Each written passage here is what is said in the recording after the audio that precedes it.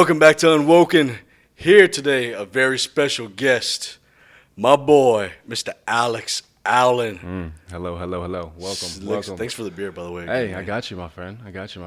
Well, Todd. AKA Scotty D. Dude. AKA Grant Street Gangsta. Grant Street Or should Gangsta. I say former Grant Street Former. Gangsta? I need a pimp cane now, man. Just walk through downtown. Yes, sir. Come on, man. No, Shit, I'll give you one. I'll make you one. Let's get it. Dude, the only time I go downtown, whenever I do, I'm not standing on the dance floor. No. Hell no. You at the bar? No. Where you at? I'm on the damn stage. On this damn stage. Okay. I'm sitting my happy ass down. I ain't walking through a crowd of people. Hey, JSP, man. The old cake days. Shout out to my boy Enzy. The old cake days, man. I wish I could have had at least 3 more years of that. I feel bad for a lot of these young college students. I told my sister, I said, Miranda, I really wish you were able to experience the keg. I really wish you could have experienced because The our catwalk, parents man. experienced No one that. knows about the catwalk. You had to do it. Yeah. That's like you had to break your keg virginity. And the best part was Pops selling those hot dogs right outside. See, I never had a hot dog. I didn't even know Dude, Pops sold hot dogs. Pops kicked ass. He was the old man with the cart. I just called him Pops. Wow. Oh, okay. I'm thinking of the Pops, the po' boy shop. I'm like, No. I just called him Pops whenever I walked out there. Okay. Because, dude, those hot dogs. Yeah, he was working at so Nightown clutch. for a little bit, huh? No, that's Mr. Joe you're Mr. talking Joe, about. okay. Rest in peace, Mr. Joe. That man was awesome. $5. Yeah. $5. I love that man, bro. Yeah. He was a Good badass, times. too, man, a Marine. Was he? Yeah. No shit. Okay. And he was 80-something years old. He just liked. Like checking IDs. He just didn't want to. He wasn't stagnant. He didn't want to be stagnant. And I respect that. I mean, hell. Yeah. That's how some people like to go about it. Absolutely. I mean, the man's been through a lot. I'm sure of. He'd bite So- the head off of a snake. Probably. That's what Marines probably do. Yeah. My grandpa was a Marine. Well, yeah, he probably bit the head off of a snake. Probably so, and a lot of other things. You know, always one on my bucket list I've written down is the kiss of death. Kiss of death. Yeah, kiss a king cobra on the lips. Okay. Or on the head, on the top of the head, which is, equally as stupid. But I figured whenever I got down to that point, that'd be the last thing I try to cross off. Well, maybe your last podcast, you could bring somebody on, and maybe Steve Irwin's son, and you can bring him in. If here, I'm still doing this by the age I get to the last item of my bucket list, I have done something wrong. Oh yeah, I love it, man. So hey, I just wanted to say, congratulations, man. You have a voice, and I'm just definitely honored to even be on this podcast. To, just share a little bit about my story, and just kind of see what's going on, man. And I've been keeping up with you for the last 2 years, and it's a blessing to see you're progressing and doing what you love.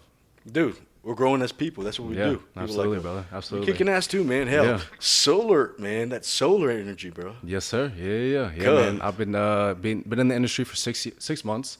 Wish I would have gotten it a lot sooner, just because. Where do I start? You're saving people money every single month. You're increasing your home equity 4.1% from the day you put the panels on, and you get a 26% tax credit. And that federal tax credit is actually going to be extended. So that's in the works. So we're still kind of waiting on that, but they're saying that it's going to increase to 30%. But I love what I do, man. It's definitely a progression, because I brought my brother on, and so we're helping him out a little bit. And I'm trying to build a team, man. I want a lot of people to eat. I want a lot of people to be financially stable. But solar is just an avenue that I can I'm able to do that.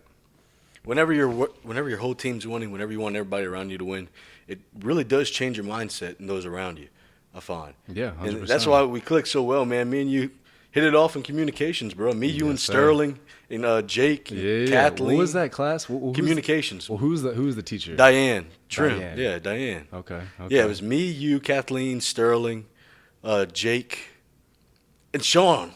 Yes, Sean. Sean. Yeah. Sean and Sean. Yes, Sean. Okay. Yeah. Dude, that was one of my favorite classes, because I was so uncomfortable, but it made you a better speaker. You really did. Whenever you got up there, they would ask you the craziest things. But I remember one time they asked me, what was the most embarrassing thing that you ever had happen to you? And I sat there, in a desk full of 30 people. I'm like, man, what is the most embarrassing thing that has ever happened to me? And I started backtracking. And I remember I was telling you guys that I lost to a girl in wrestling. Yeah, I remember that. Yeah, and so, I think that was seventh grade, 6th or 7th grade year. We went to Cedar Falls, Iowa, and I was able to compete for nationals in wrestling. And first match, wrestled this girl, man. She was Pretty big girl, huh? Tasmanian devil, man. I remember looking at my mom in the stands, just laughing, like, this is who I'm wrestling. Like I was almost laughing because if you beat her, you're gonna be looked at as an asshole. But if you lose, then you're gonna be looked at as a wimp, you know. And so there was no win-win for me. But I ended up losing, man. She definitely kicked my ass, and she actually placed 3rd in the nation. And so I placed 8th out of I want to say it was 25 kids. But I mean, they were all over the U.S., so it was definitely an experience, man. But that was probably the most embarrassing experience for me, is to lose to a woman. So. I feel bad for her husband. Yeah, sheesh. I don't even want to talk about that. I mean, look, I'm all into the rough stuff, man, but that just sounds like you're having a wrestling match to see who gets on top. Oh Lord. Oof. Poor guy. Poor guy. But hey, you know, Salute things to him. happens, man. But you know, shout out to that communications class. Dude, that was my favorite class of all time because I remember whenever you're in a class with all athletes, like you playing football, Sterling playing football, Jake's baseball. Well, I wanted to talk sports. Mm-hmm. Well, as my last option for my project, I just put beer. Diane calls me up. She goes, well, the other 2 are taken, but I was going to ask you to do beer anyway because I really think you can pull it off. She goes, just make it presentable. Make it PG. PG. Yeah. I said, well, can I bring a beer with me to class to do it? She goes, I don't care what you do before you present the project, but do not bring a beer in here. Dude, and I was so close. I had one in my book bag right next to me. But hot as can be. Do you drink it? Yeah, oh fuck yeah, I drink in the library. No shit. Oh yeah. I love it. And your little polar pop? No. I put that thing in a clear cup. Oh, look, we got my boy Chris Turner calling me right now. Oh, that's Chris? Yeah. Should I answer it? Put Chris on FaceTime. What's going on, man? You on speaker? Where you at? Haney's house? Nah, I'm on a podcast right now with Cte D. You on speaker right now while we're filming, my man. Really? What's Yeah. happening, guys? What's going on? What's Say up, what's up Chris? to the camera, brother. What's happening? What's happening? Look, I'm FaceTiming you right now. What you doing? Just grinding. Okay.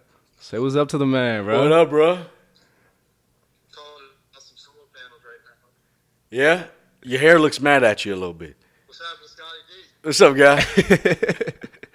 What's up, bro? Yeah, I was calling about solar panels. Oh, we speaking business. Hi, Alex, up for solar panels. Okay. Man, we just got done talking about solar. What you need, brother? So I have a customer here that wants to take down his solar panels Mm. and keep them on the side of his house Okay. instead Well, of putting them back up. for put a 'em later date. on the side of his house. He wants to reinstall them. No, he wants to take them down and just keep them for when he gets more money to reinstall them. Okay. Well, yeah. Well, after we get done with this podcast, I will be giving you a call then. All right, sounds good, y'all. All right, my Should have man. came over, Chris. I know, huh? We had a little special guest, man. Come on now. You can still come over. Hey, if you in Laffy, you know where to find us now. Sounds good. All right, brother. It's good talking to you, man. All right, you too, bro. Chris Burner. That's my guy right there. Dude, that's my boy, dude. He's Yeah. awesome. Chris Turner was actually the one. I wouldn't say the one and only, but the only guy that actually came up to me in my locker whenever I first, came to UL. So me and him, that was my first football friend, and that man's gonna be staying at my wedding one day for sure. I'll be officiating. Come on, baby. Come on. I mean, shit, you're already officiating. What, you on your number 5th, 4th? Oh, and I didn't tell you what else I'm doing. I bought land in Scotland Did you? to become a lord. No shit.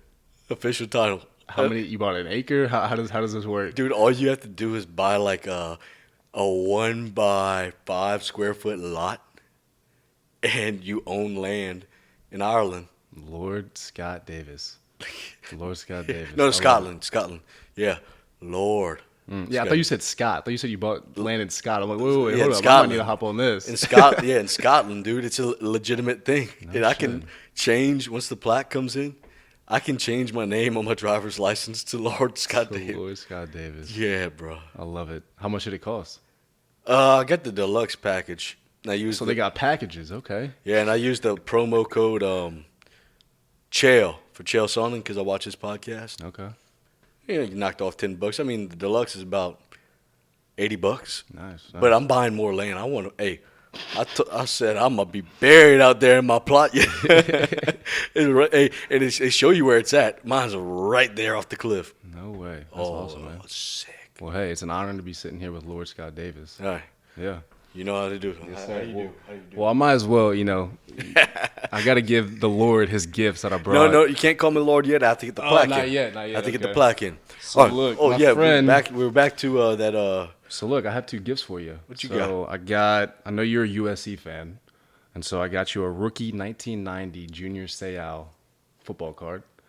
And then I know you said your favorite football NFL player or college football is Reggie Bush. I got a rookie card for you right here. So it's just a You little son of a gun. little small little token for you. Wanted to be able to, Oh, bruh. Yeah, man. That's awesome, man. Yeah, Thank I you. got you, my man.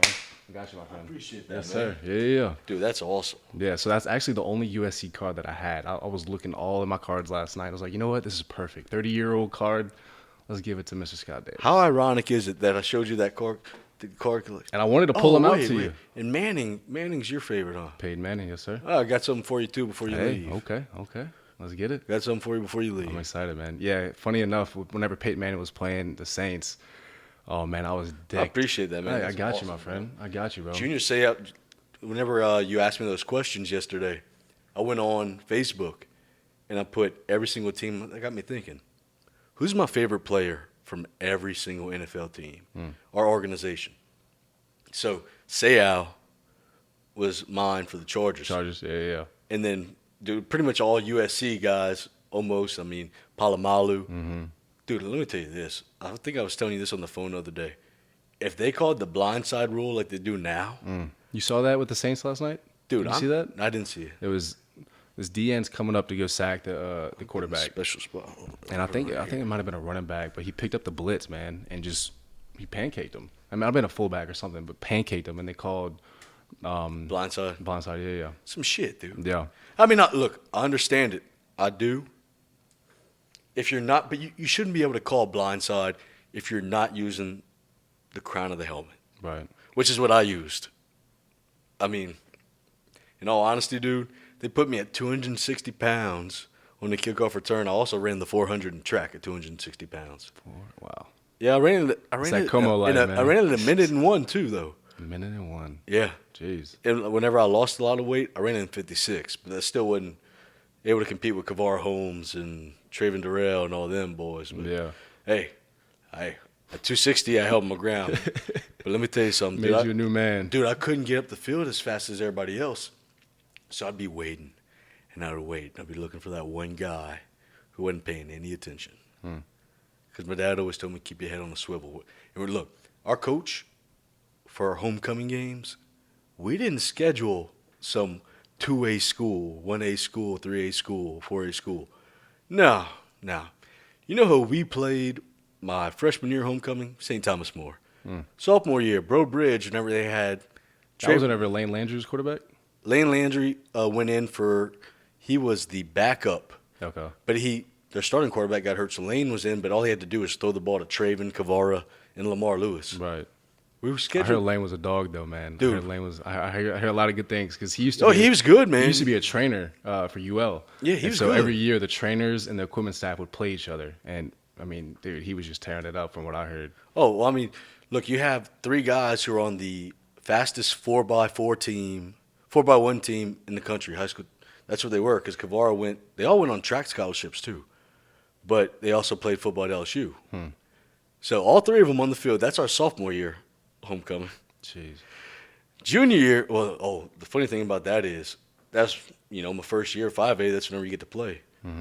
So, kickoff return against Bro Bridge, homecoming. Two guys sitting in the back. Plays already developed down the field. Bruh, our kitchen manager says this all the time. She goes, this is the only time in my life we've ever seen somebody literally knocked out of their shoes. My dad said in his 30 years of coaching and watching high school football, he ain't never seen a hit that hard in his life. Because I hit this motherfucker so hard. I got a concussion from hitting him myself. His helmet flew off. He fell back into the other guy. He was out of his shoe. Like, he legitimately fell out of his shoe. And this is you on kickoff return? Yeah, this is me on kickoff return, like Okay. the front line. Just too fat to get up the field with all the fast people, so looking for the people I can hit. Mm-hmm. That's it. Yeah. He flew back into the other guy, knocked his helmet off. When he gets up, he goes, "Well, so y'all like to hit, huh?" And then fell down. Jeez, man. I think that's one of the most dangerous positions in all of football. Oh, the kickoff Return, dude, man. it is. Getting in that shield is just Oh, it's you're standing put and you're having a absorbing. guy getting a 40-yard head start on you, and you just got to sit there and take it. Yeah, well, you better be coming faster. Yeah, and I think that's why, honestly, in the NFL they changed the rules They needed to. because you got guys coming in there coming for your neck for 15 yards. Whenever it first changed, I was kind of this is changing the game, but I kind of agree with it from that standpoint. Now from me playing and seeing all these guys get their head taken off from it, so That's what we were talking. We were talking about that the other day. I mean, the long-term effects. I mean, especially I still haven't even watched the movie with Will Smith. I'm scared to, man. the trailer. I really am. The trailer itself does enough justice. Yeah. I mean, Because we know it's real. We know it's we know it is. especially whenever you do the scan, you can only scan for whenever the brain's deceased. The fact that But can you? Is that like fat? that's it. Yeah, you can only scan for CTE whenever the brain's deceased. So what happens is, because I did a lot of research into it after doing scans and all that, man. Like I said, like the shaking and all that crap. It's what happens is you play football at an early age, like we do down south. Okay, your brain's not fully set in a place until the age of 13 or 14 years old. Now, 6 or 7 years old, we start putting on pads. We're hitting head on, especially on the line, tight end, left guard. I mean, on the line, it's helmet-to-helmet contact at first, every play. Yeah. That is, I think it takes 100 pounds of pressure per square inch to be legally concussed. Every play on that offensive and defensive line is 600 to 700 pounds of pressure per square inch, on average. At a young age, whenever you're hitting, your brain's not set in place. So every time you hit, it's slowly rotating. Now, here's where our problem with our generation comes into play. Because this generation is going to be okay because they're doing all the protocols, man. They are to the T watching this stuff. Like, if somebody gets up and somebody takes a hard hit. So that's why they're changing everything right Yeah, now. if somebody takes a hard hit, we were just like we got the wrong end of the deal. Guinea pigs. yeah, we got the wrong end of the deal. Well, I wouldn't even say we're the guinea pigs. Back in the day. Whew. Yeah. I remember whenever, because my dad was a John Curtis fan. You know John Curtis? Yeah. Yeah. So Oh, yeah. I actually went to Curtis in 6th and 7th grade. And so seeing those guys and how they prepared for their games on Friday nights, it was insane. I mean, it was like I'm watching college guys. I mean, they would have, I want to say they had 3-a-days back in the day. I mean, it was just insane. You just don't really see that now because of, and I don't think if it's just lack of nutrition, lack of, whatever the case may be, but I can definitely see why it is changing, and it should be. Well, I remember the bullpen. The bullpen? Remember? Elaborate. Whenever you're standing in the middle and everybody circle around you, the coach is walking behind a player. The one he taps comes at you and you have to react. We never did that.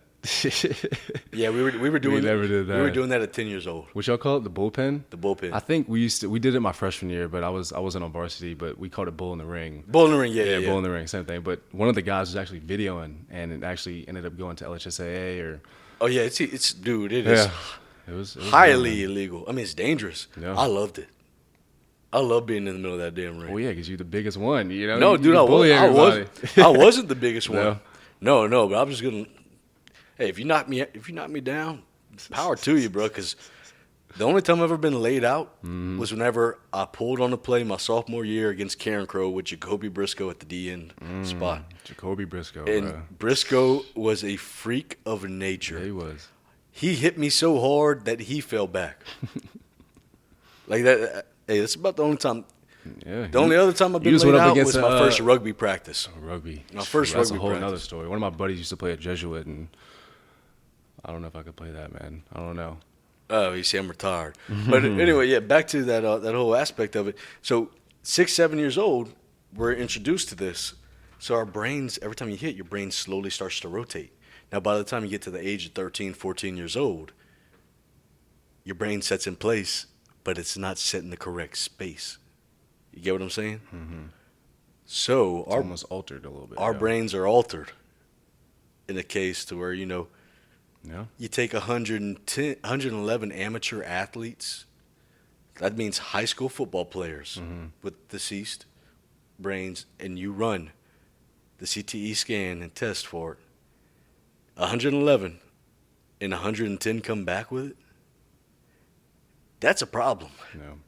But the good news is they are finding out more and more about it. So we can go about it one of two ways. We could sit here. One thing that really got to me was I was watching this thing called the Cte Diaries. It's about this 24-year-old who was experiencing, which is when most of our symptoms start. NFL players experience it later because they're continuously hitting. Right. Well, that's actually really why I brought this. And The SAO. is because, the year after he got done playing, Yeah. he shot himself in the chest. Yeah, so it's like, you stop playing high school, it starts to affect you earlier. Well, he had this little diary he kept called the Cte Diaries. And it got to the point finally where his last page he said, "Please donate my brain to science." And he shot himself in the chest so that way his brain could be studied. Wow.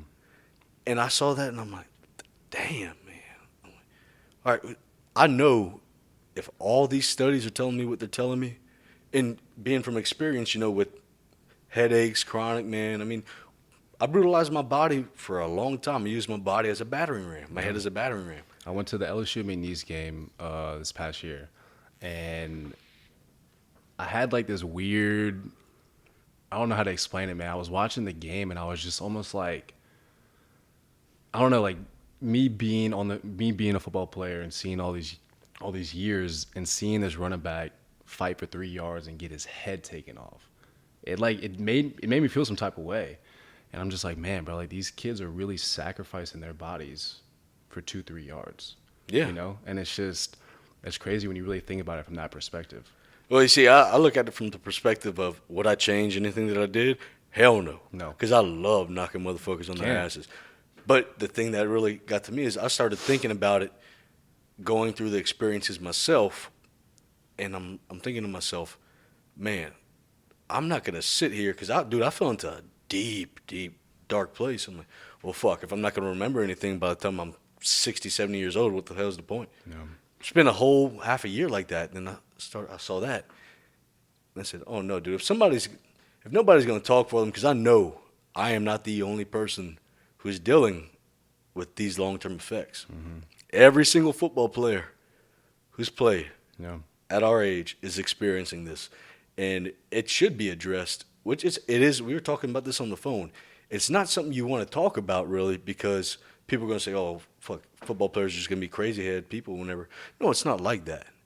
What we're doing here is we're acknowledging that there is a problem that needed to be addressed, and we're addressing it now. Mm-hmm. And whenever you take steps, like I play brain games all the time, man. Look, I'm not saying my mind's deteriorating. I'm just saying, my body has taken a toll, Yeah, and I think that's why you see guys like Drew Brees, that are kind of advocating, hey, let's do flag football until junior high, and then let's put some pads on. I am all for 100%. it because at first, whenever I saw that, I called it out as being pussy. Mm-hmm.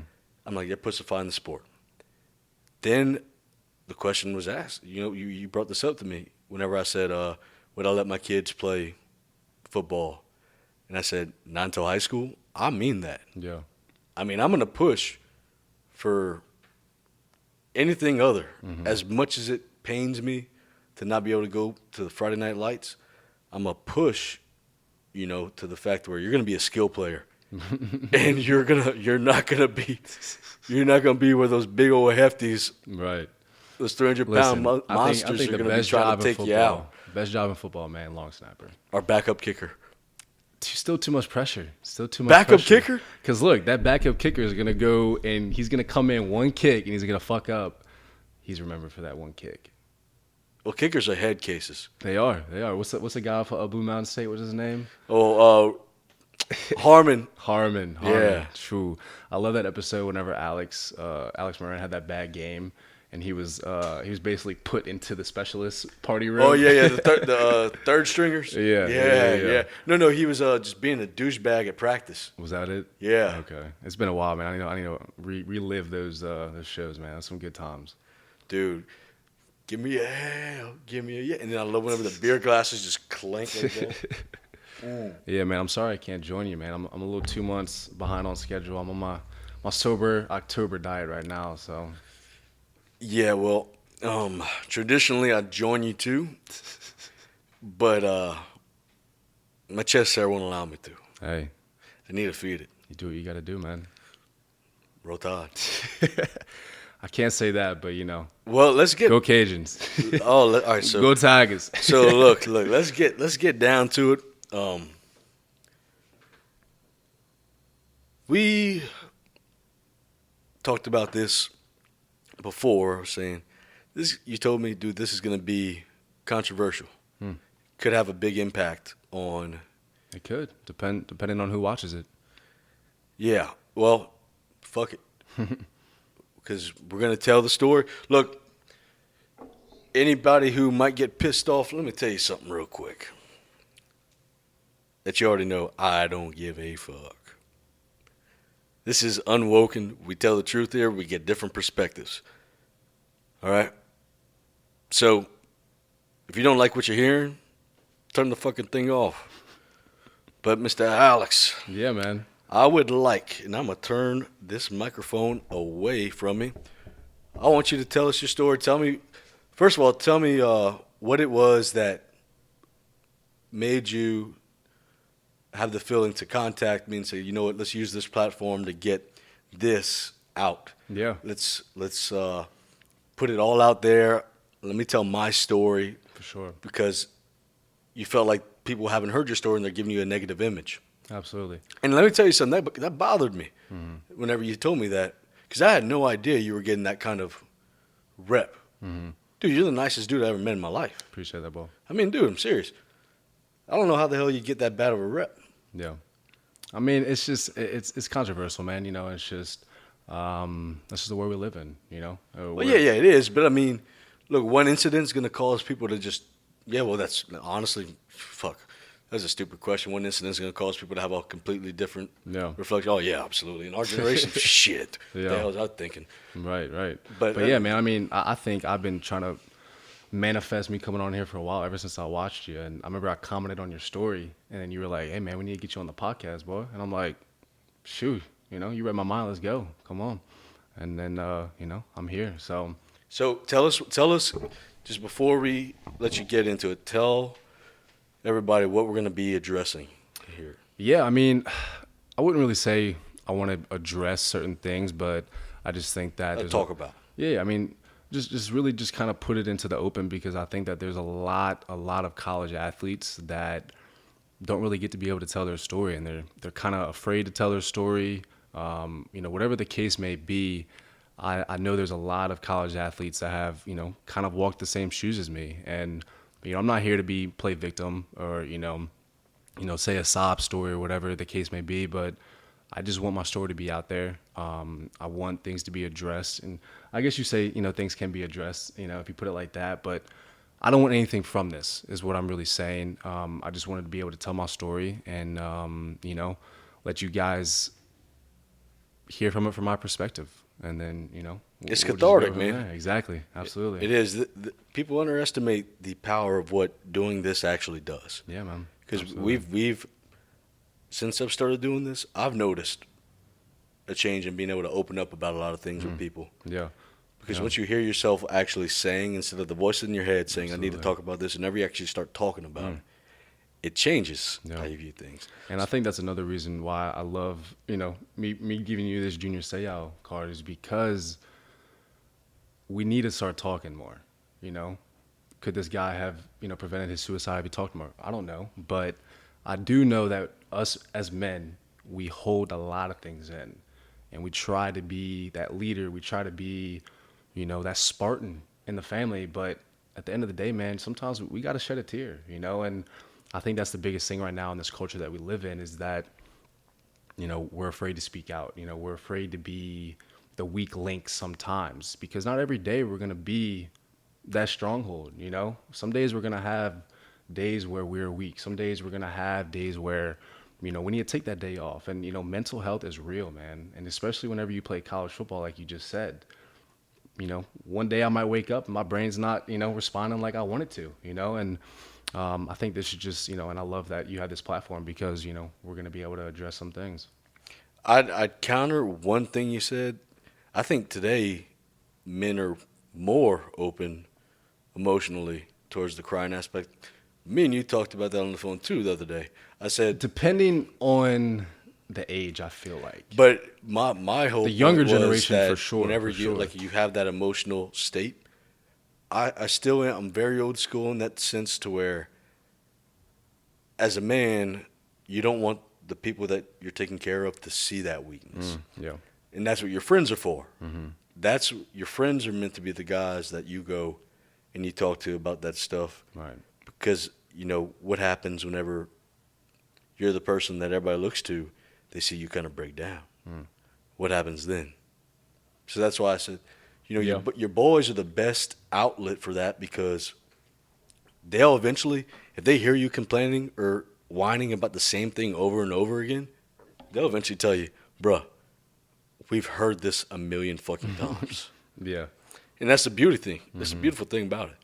But anyway, Yeah, but I mean, it is different, and obviously it's different for everybody. But I have two younger brothers, you know, one 2 years younger than me, the other 4, and so it's a little bit different from that aspect of it because you know they've always kind of grown up with me. We've always competed, so whenever we can kind of tell something's wrong, you know, we definitely share everything. You know, my brother Christian and Zach, man, you know, shout out to y'all boys. I definitely would not be here if it was for y'all, if it wasn't for y'all. And you know, I'm just definitely blessed that the good Lord, you know, let me have you as my two brothers. I mean, that. he was telling me earlier he wished he would have slipped the condom on himself. Yeah, that would have been fun, huh? That would have been fun. Oh, dude. So, what's the first thing you kind of want to talk about to? Yeah, man. I'll just kind of share my story and just just give it a kind of, you know, just kind of tell you a little bit of my upbringing, you know. And I grew up just like anybody else. I grew up in a really loving home, you know, a beautiful mother, beautiful father, and my dad did everything. And I can kind of see, I never met your dad, but I can definitely see the resemblance in our fathers, because you know my dad coached everything, you know, and your dad did as well. You know, my dad was always football, basketball, baseball, and you get to that age, man, it's just like, dude, they really did so much, you know, whether it was time, money, you know, just the laundry list just goes on. But yeah, man. So I grew up, you know, was born in Metairie, Louisiana, and you know that's kind of how I started up.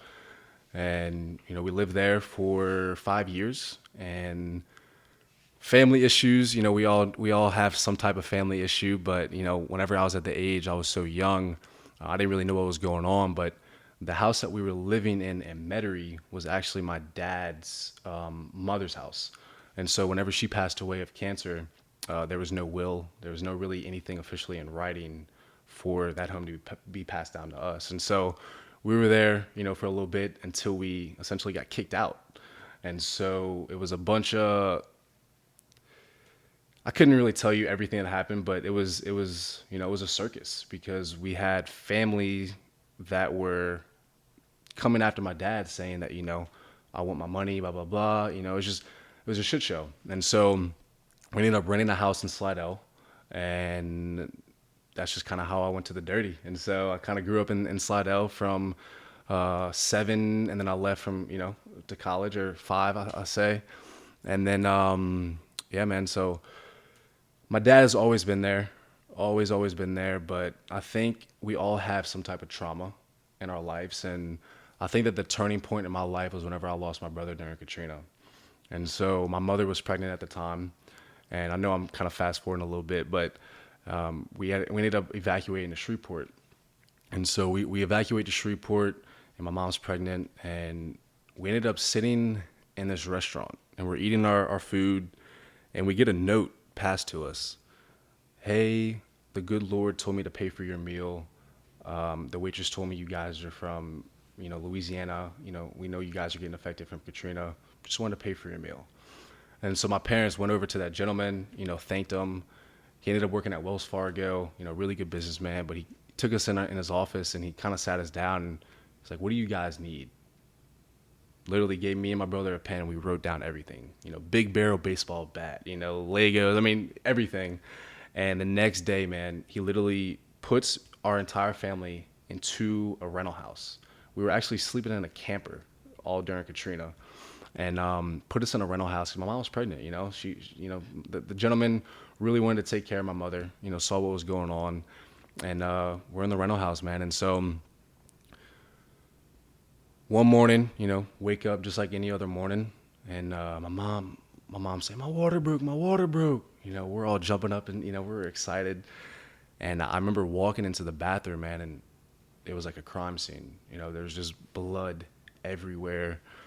I didn't even know blood could shoot up that high. I just remember that being so young. And, my dad immediately called 911. Ambulance comes, they rush her to the hospital. And then, we get in the car and we end up going to the hospital, man. And it was literally a 50-50 chance to save my mother or the baby. And so thank God, the good Lord saved my mom. And she's still here to this day. But my mom ended up being saved. And, my baby brother, Micah, ended up going to heaven. So that was a rough time for me because I was at that age. I think I was 8. And I was at that age where I could see the stress in my parents' faces, and I can just see the hurt that my dad had. And believe it or not, one of the paramedics and one of the firefighters that came in and, helped rescue my mom or, put her in the ambulance, ended up coming back to the hospital. And he came and, talked to me and the boys and Chad Griffin.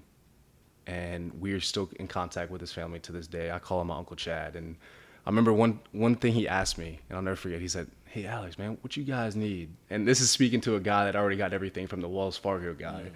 And I said, nothing, man. I'm blessed. And then from right then and there, Uncle Chad and us have, been close ever since. And it's just crazy how the world, pans out, man. And prior to my mom giving birth to Micah, we were in the car in Shreveport at a red light, and we were in front of the hospital that she was going to give birth to. And I remember that was one of the biggest controversies between my mom and my dad is, which hospital do you want to go to? You want to go A or B, basically. Mm-hmm. And we were in this car, and we had this random lady, blonde-haired lady in a white car, roll down our windows. She said, roll your window down. And we're like, okay. And she just points. That's the hospital you want to go to. And my mom and I could just tell my mom and dad were just kind of like distraught. Like, wait, what? Like, what's going on? And we turn around, the car's gone. Car's gone, dude. And still to this day, I think it's an angel. And my mom is still here, So if they would have went to a different hospital, my mother and Micah both might not be here, So just crazy, man, the world that we live in. And I'm a firm believer that everything happens for a reason. Divine intervention too. Yeah. There is no coincidence. There's a reason why we're sitting here today, and that's just the mindset that I have, and it will always carry with me. But, after that happened, obviously, we lost our youngest son. So that was kind of the beginning stages of all of our trauma, I'd say. I know my dad dealt with death at a young age. Whenever he was 16, his dad got killed by a drunk driver. And then 15 years later, his mother died of cancer. So he definitely, my dad definitely went through a lot of stuff, growing up. And the guy that actually killed him in the drunk driving accident, he went to school with him in high school. And so it was a big event, obviously, because he was still going to the same school as that guy. And that was kind of the whole turning point of him falling in love with John Curtis. And so us growing up, he always wanted us to go to Curtis, man. Like, that was just, if he could be on his deathbed, that's what he would, I want you guys to graduate from Curtis, and go from there. And so growing up, we played sports all our life. And I think that was his end goal, to get us to where we're at the point where we can go to Curtis and we can perform and play. And so Growing up, man, I've been all over the U.S. I've been to Atlanta, Georgia for, World Championship football tournament. I've been to Cooperstown, New York for a baseball tournament. Omaha, Nebraska. Like I said, I've been to Cedar Falls, Iowa for wrestling. So I've been to a lot of places, and it wouldn't have been possible without my father. But growing up, obviously, we were, I wouldn't say forced to play sports, but we definitely was kind of shoved into it to love it, and we definitely did, man. I mean, that's just kind of our that was our life, going back in the yard and playing wiffle ball. Me and my brothers, almost killing each other because I beat them by 3 or something like that. That was just the life we lived, and then so. We ended up going to Curtis. I was actually the first one that went to Curtis in sixth grade. And so my dad pulled me out. We transferred to Curtis. I was the first one. And then the next year, my brother came along. And so every single day, we would literally carpool to New Orleans from Slidell every day. Me, Raekwon James, my brother, and Parker Morris. And it was kind of funny, man, because we would actually eat McDonald's for free for 2 years. And Parker's dad, he owned like 3 McDonald's in New Orleans, and we would stop at McDonald's every single day. So for 2 years, and that's one thing, I think that's the only thing that I'm ever upset with my dad, man. He made me eat McDonald's for 2 damn straight years. And I was a fat little thing, bro. I was chubby. But, so yeah, I know that was a little off track, but ended up going to McDonald's, man, 2 years straight. Went to Curtis, had a great, ride, but just that commute was just way too tough. Way, way, way too tough. And so I remember, telling my dad, I don't want to go to Curtis anymore. I want to go to school and slide out with my friends. I want to be able to, have a normal life, because we were waking up at 4 a.m, driving across the lake, coming back after practice. You're getting home at like 6:37. You got to wake up and do it all over again. And so whenever I told him that, man, it definitely crushed him. I could definitely tell. And so leading on to the next year, I had a friend come and sleep over at my house one night, and it was the first time he's ever slept over. And we're in 8th grade. And my parents go out, they come back, and it was a sleepover. Me and my friend are in one room. My brother and my youngest brother, Zach, were all in one room. And dude, we just hear and instantly, dude, I knew something was wrong. Instantly. And so Christian, he runs outside and he just starts screaming, "Dad's dead, Dad's dead." And I remember my mom, she didn't even believe him. She was using the bathroom at the time, and I remember hearing her, use the bathroom, and Christian just runs in there, "Dad's dead, Dad's dead." And my mom's just like, Christian, stop. And so they all leave.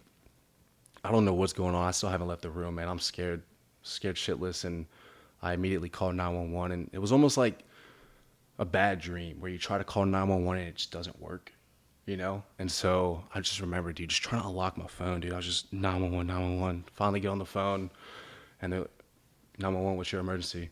I don't know what's going on. I think my dad's been shot. Like, we're on our way. And so I hang up my phone and I walk outside. And dude, my dad is literally sitting there dead, blood gushing out of his head, and there's a gun on the table, and there's my mom, my 2 brothers are just crying over him, and I still don't know what's going on. I immediately run outside. I thought someone shot my dad. I run outside, dude, and I'm just looking, who shot my dad?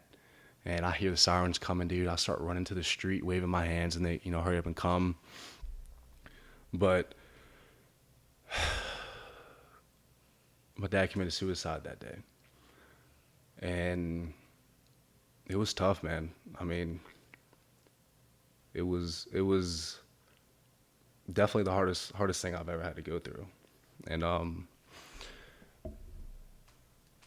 I think it was the hardest part for me is because I was going to high school next year. We had I have 2 younger brothers that are, an image of you. And, and he took his life. And so I was confused, man, for a while, and come to find out he was on antidepressants.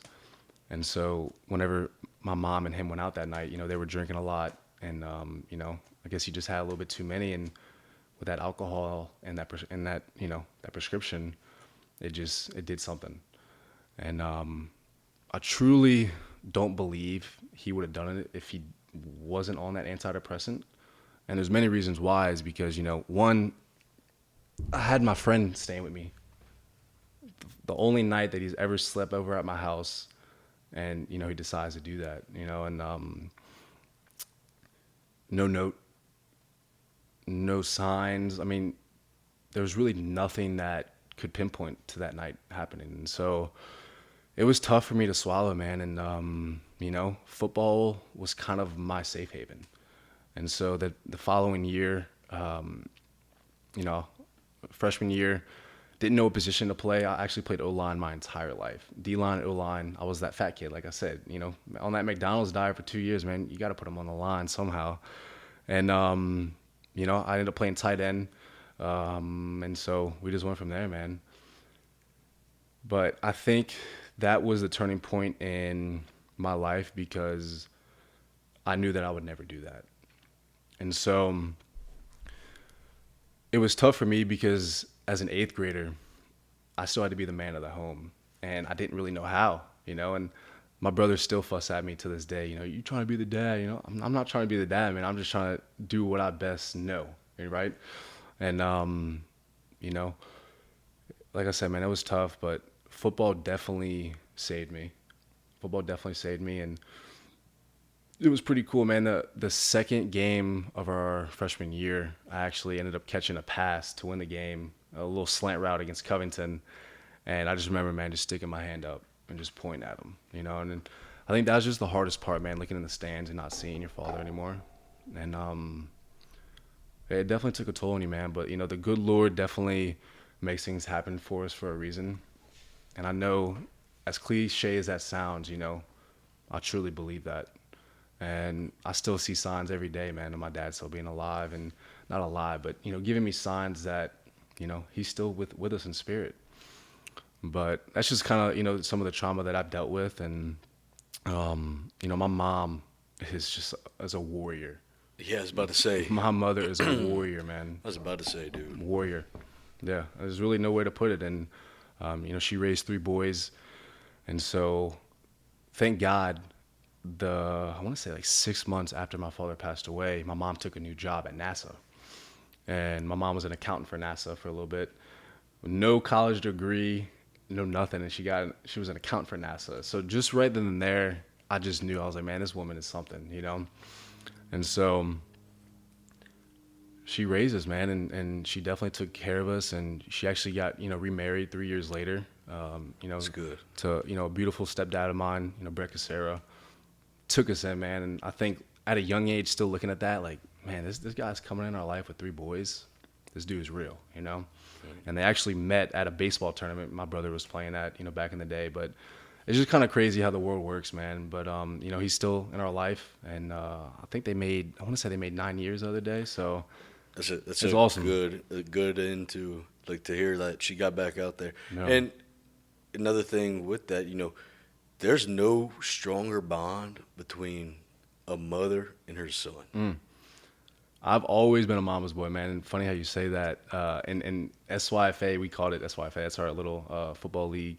We used to be able to put, the nameplates on the back of our jerseys. And I was always the kid that had mama's boy. Oh, you're preaching to the choir, man. Yeah. I'm the only boy. Okay. Yeah, you have two sisters, Two sisters, right? yeah. I love it. Yeah. So, yeah, the bond between a mother and a son, it's a different kind of 100%, man. bond. 100%. And that's great to hear that she got back out there. And yeah, and so... Because that's a lot, man. I mean, even for you as in 8th grade, I mean, it's a lot of trauma, man. Yeah, it was tough, man. It was tough. But, obviously talking about it, that was kind of like my first experience with a counselor. And, that definitely helped. But there's just so much answers that were unknown, And there's still answers that are unknown, which is the craziest part, That happened in 2011. We're 10 years later. And, it doesn't feel that long either, It's just crazy how time flies by. But, I'm blessed that the good Lord gave me that many years with him. That was 15 years with him. And I almost look at my brothers that, I almost feel bad for them because I got a little bit more years than them, and it's just like, it's tough, man. It really is. But, How much did your faith get tested throughout that time?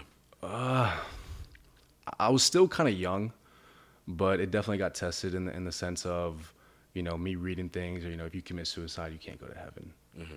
And that was always my scariest part is, when I die, am I going to be able to see my father? And I remember I had a pastor come and talk to me, and he was, basically just explaining to me that, he was in an altered state, this and that. I truly believe he's in heaven. And so I truly believe that, man. And, after Micah passed away during Katrina and after my father passed away, I saw butterflies everywhere. And I always looked at that as like a sign of, they're still here with us. And it always happens at your hardest days too, and I don't know about you, but I'm very, what's the word I'm looking for? Pro numbers, I guess you'd say. Whenever I see a number on a clock, 910 is whenever my brother was born. I see 910 everywhere. And 23 was my dad's number. And so that's actually what I got. I got tattooed 910 and 23 with some wings with my dad's handwriting. And I actually got a little butterfly on me. So I know it's not the most manly thing to have a butterfly on you. I got the mom tattoo. There we go, man. I love it. With the rose and everything, or? The heart with the arrow. Okay, yeah. And the banner. And a bunch of sharks. Hey, man, we got to do that, that suits us, right? I want more sharks. What you want, a great white, a little hammerhead? What you want? Oh, I got the bull shark on me already. Got the great white tribal. Okay. I really want the Polynesian sleeve. Okay, I love it, man. But I want it done traditionally. Dude, that Polynesian sleeves is sick. With the little stabbing. But do you think if you got it that you would be looked at as like, oh man, this, you know what I'm saying? Oh, you have to know what it means though, because every single way that those symbols move, no matter, like the arrows, the shark teeth, if they're pointing in the upwards direction, it's a completely different meaning if they're pointing downwards. You're talking about like the the Hawaiian type font almost. Yeah, okay. Yeah, so whatever direction those dots or teeth shapes they're moving in tells a different story. Interesting. Yeah, their culture's strong, man. We had a guy that was from, I think he was from Hawaii. Yeah, I mean we've always had different guys come around, man. We have guys from Australia come and play at UL, but that dude was a character, bro. That dude was a character for sure. So what's this whole deal with UL?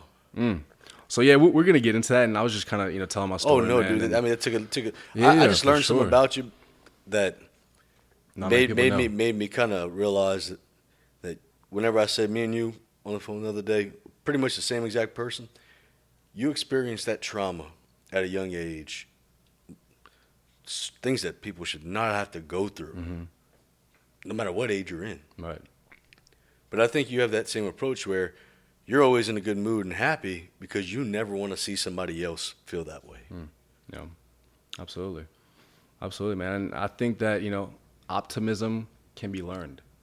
It can be learned. When you wake up, you have a choice. Mindset. Yeah, it's a mindset. You can sit in bed and pout and, oh, this happened to me, that happened to me, but persevere. You woke up. Exactly. That's another blessing. My mindset. Yeah. That's why I remember hearing you that. Yeah. That's why I say every day that I wake up, next best day of my life. Absolutely.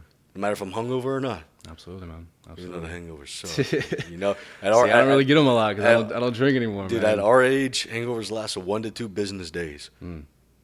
That's how it works. 1 to 2 business days. I like it, baby. 1 to 2 business days. As long as you can forget about it. As long as you can, do your thing in those 3 days, Forget about it. They can subtract. But yeah, man. So that's a little bit about my story and my upbringing. Whenever I got to high school, and so stuck with tight end. Played at North Shore all 4 years. Was a 2-sport athlete. Played baseball as well. And baseball was actually my first love. I was a lot more gifted at baseball than football. I just love hitting the piss out of baseballs, man. There's just no better feeling. It's like hitting that drive. You finally get good at golf and you hit that sweet freaking drive, and it's just like, this is what it's about, And so I like messing with the batters whenever I was catching, dude. Oh, dude. Oh, I'd say, hey, batter, you have a sister? Is she got? I feel like you'd be worse than him, bro. Hambino. Was that? Oh, dude. Hambino, yeah. Bro, if I didn't tear my rotator cuff in both arms, oh, bro, I could just about imagine the shit I'd come up with. That's the thing, dude. That's a funny thing about that is we were just talking about how the difference in humor between New Orleans people and people here. Mm-hmm. I was having a conversation with my buddies the other day. Well, they like to clown around because I'm always the one that smiles and laughs it off. Well, whenever I come back with something, people like get hurt. Their feelings get hurt because whenever my comebacks they're mean, dude. They're brutally mean. See, I was never really a good comeback kid, man. I just kind of, took my dirt and just kind of rode with it and, looked at you from the future, looking at it and all right, this guy disrespected me, but, I'm going to turn the other cheek and go on about my day.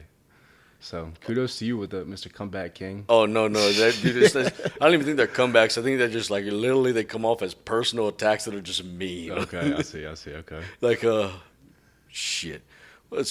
Man, and I'm not that person. But, I mean, look, I will come back eventually, like, especially if you get me pie-eyed, too, man. Like, I'm ready to fucking roast, man. Little couillon. Oh, dude. Oh, shit. What's one thing? Somebody, I think in high school, made a joke with my hair, like, looked like the axe guy whenever he dove in and caught all the fish on it. Mm-hmm. And he had, man, God, I hate to say it. Like, I just got my braces off, dude, so I was like on my high horse with a smile and all that. And his teeth weren't exactly the right way, so every time he walked by, I'd stand there and he'd go, donut, donut. You're an asshole. Yeah. You're an asshole. Yeah, I mean, I did it a few times. Fuck it. Hey, man, we're from Louisiana. Yeah. Bro. Assholes in our blood, just a little bit. Mixing Italian and Sicilian. True. I'm a mutt, man. I got Persian in me. Oh, man, I want to do the DNA testing thing. We did. You did? So 37% Sicilian. Okay. Out of Avicii. And then Greek. I got a little bit of that. Mediterranean, Nova Scotian. Wow. I can see that for sure. I can see that. Yeah. So I keep that olive oil skin year round, bro. There you go. So yeah, I really want to get into this football thing. Come on, man. So yeah, I mean, I'll keep talking about my story, but North Shore, played there for 4 years, and didn't really have the best athletic atmosphere at the good old North Shore Panther High. But we made it work. But my junior year, we all know that's kind of like the year that you kind of put your foot in the door and, show these coaches what you're about. And so sophomore year, I sprained my ankle. And so I sprained it in camp, was out like the first 4 weeks. And then obviously, got my spot taken. But come junior year, played a significant amount, I was still kind of new to the game, still kind of immature. I was still that junior, still had that baby fat on me still. But I had enough film that I could actually send, coaches and stuff. And so I remember, man, I was getting contacted by, a good bit of schools, not the biggest schools, a lot of, small schools, NAIA, D2, D3. And so I'll never forget, man, I got a text from my head coach. He's like, hey, Alex, we got a letter from you from Southeastern. I'm all hype, first D1 letter. I go open it. You have been invited to junior day, blah, blah, blah, blah, blah, blah. And I look at the date, and it was 2 weeks ago. I'm like, what? I'm like, what's going on, man? And so Preach to the choir. So I go to my coach. I'm like, Coach, what's this about, man? He's like, oh, man, I forgot to give it to you. I was like, well, it was a junior day. And, yeah. And so that was kind of like my first glimpse of like, damn, okay, so this is how it's going to go. Yep. Yeah. And believe it or not, I actually was on the phone with one of my buddies, Charlie Adiola. He played football at LA Tech. And we were talking about, our interactions with the letters and whatever. And he was like, yeah, man, I'll never forget my senior year. I walked in to Coach's office and I looked in the trash can and there was a wad of Tulane letters with my name on it. I'm just like, coming from a school that isn't that successful in football, if you're going to have one guy that, yeah, you might not like him, yeah, he might have not did the best for your football team, but give the man some love, isn't that what this is all about? Letting kids progress, no matter how you feel, let the man, go on his visits. It's not that hard to, hey man, you got some mail, come pick it up. But that was kind of like the first interaction with a Southeastern letter that I was like, dang man, I hope this doesn't keep reoccurring. And so next year, gained like 20 pounds, because I think that as an athlete, we always kind of look at that like, oh man, this is my last year. We got to go, So I'm in the weight room thinking like, man, this is my last year. I got to get huge to be able to, play at the next level. And so, busting my butt off in the gym, and we ended up getting to senior year, man. And let's backtrack. Let's backtrack just a little bit. Let me add on. So you were trying to gain 20 pounds by your senior year. Yeah, Guess what I did? Lose. Remember I was 260. I dropped 80 before my senior year. What'd you do? What was your P90X. P90X, okay. Gained 110 in 3 months. Wow. Taking pro hormones the wrong way, so it fucked up my thyroids. Gained 110. I was 150 my freshman year. By sophomore year, the first day of school, I was 260 pounds. Jeez. Did you not take a PCT? No. Didn't take the milk thistle? None Nope. of that? And it was called Dragon Slayer. Dragon Slayer. So it was the next year it was outlawed on the market. Yeah, Obama actually outlawed all pro hormones. Really? Yeah. Nah, that's one thing I'll agree with him with. Somewhat. Dude, but yeah, I got to my junior year, and I looked in the mirror, and I said, oh, fuck no. Like fucking Beastus from Austin Powers, Fat Bastard, is what my coach called me. So I called my boy Blake. I said, yo, you still got P90X? He said, yeah. I said, can I borrow it? He goes, you really going to do this? I said, yeah. I started doing it, dude. Whenever the results started coming in, my teammates and my coaches were pissed. Wow. Yeah, I bet. They were pissed. I bet. 2 weeks before the season starts senior year, we switched to a wing tee. Benefits us. You're pulling me every fucking play. Mm-hmm. So, I mean, yeah. It worked out. Hey, was it the smart move in terms of recruiting? No. Mm-hmm. I had to go to combines now as a fullback. I didn't know how to play fullback. Yeah. Especially the offenses now. Nobody really carries an offensive package. But anyway, so you found the letters, trash can, and yeah. So that was kind of, and obviously it was a little bit of good and bad, because I was like, oh man, maybe I am good enough to go play. So it's like I took it into account that let's grind, let's get to that point, and let's make something happen. So senior year comes up. I ended up playing both sides of the ball a little bit, played a little bit of DN. Jamboree, I ended up flipping David Ducree. He was like a 5-star fullback from Lakeshore, committed to LSU. And the first Jamboree, whenever I flipped him, I was like, it just gives you that confidence to, go on to the next season. And so, or the remaining season.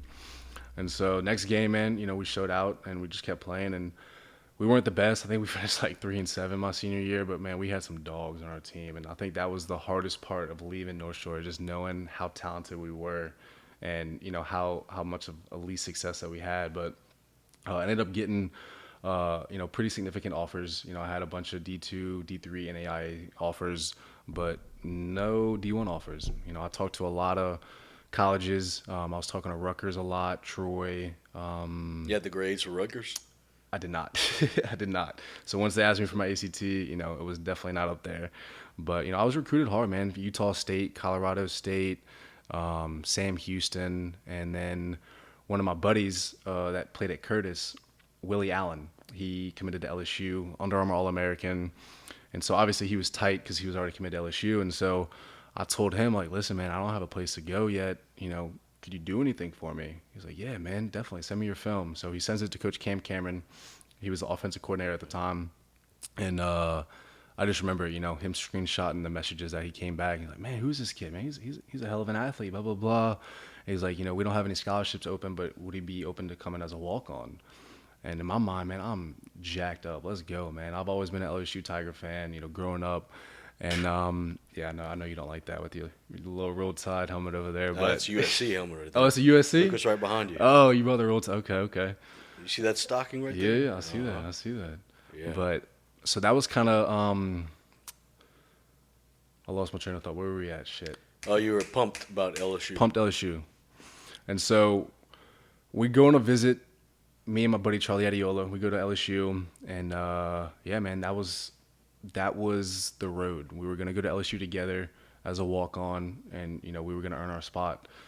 And so I want to say a month before July, I get a call from Coach Cameron. He's like, "Hey Alex, how you doing, my man?" Blah blah blah. Because I wasn't really a preferred walk on. Because if I was preferred, I'd be up there for the summer workouts. But I didn't really know how everything worked out. I was new to the recruiting world. I was new to everything. And so he called me. He's like, "Yeah, Alex, we still have a spot for you, but it's not going to be in the fall."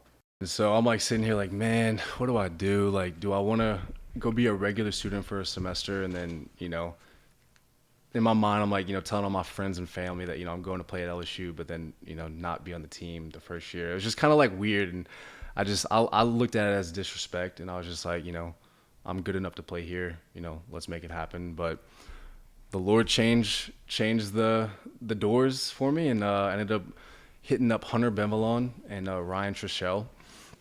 And that was kind of like my first encounter with UL, because I went to the UL camps, and they kind of remember me from there.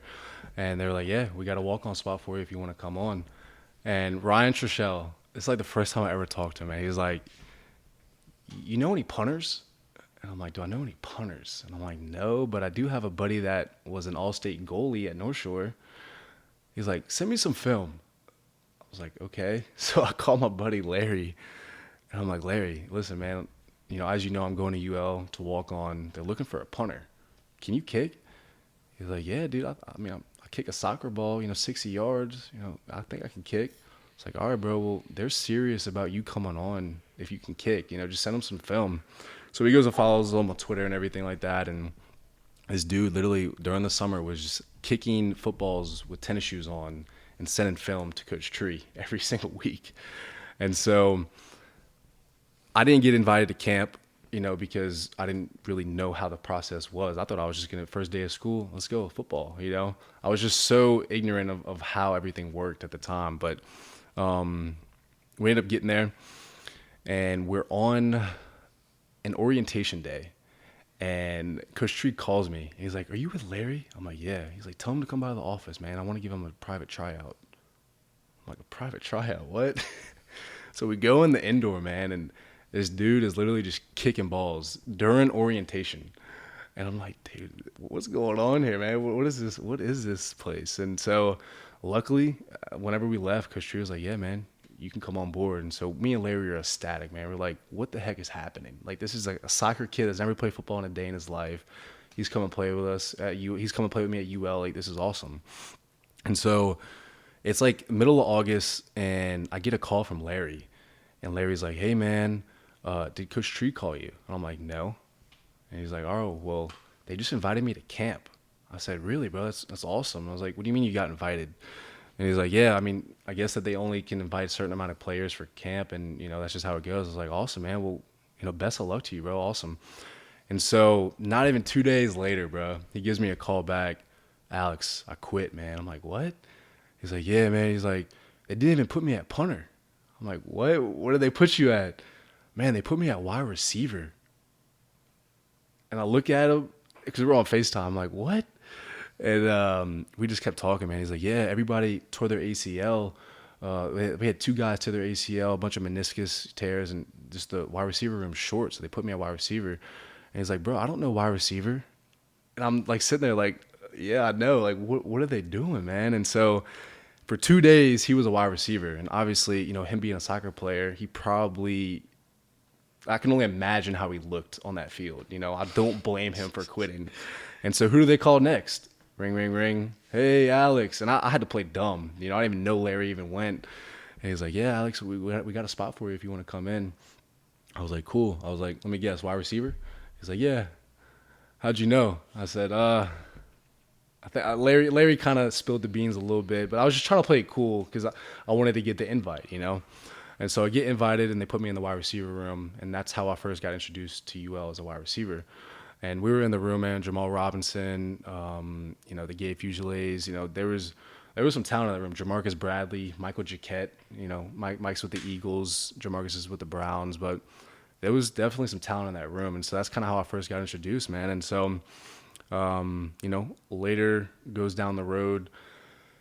I want to say like 3-4 weeks later, I break my hand. First bone I ever broke in my body. And so I was out that entire year, which I wasn't upset because, it was my redshirt year. But at the end of the day, I was like, man, I could have went to LSU. I'm sitting here like beating myself up like, man, I could be at LSU right now. I wouldn't have a broken hand. I could be getting bigger, faster, stronger for, spring.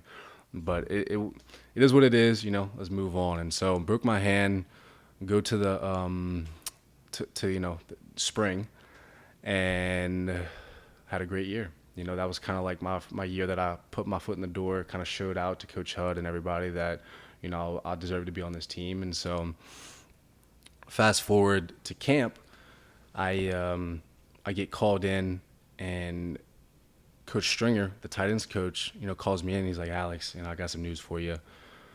Obviously we aren't bringing you to camp. I'm like, what you mean you're not bringing me to camp? He's like, you just didn't make the cut. I said, explain to me how, because I know in my mind that I did enough to be able to deserve to be in this camp roster.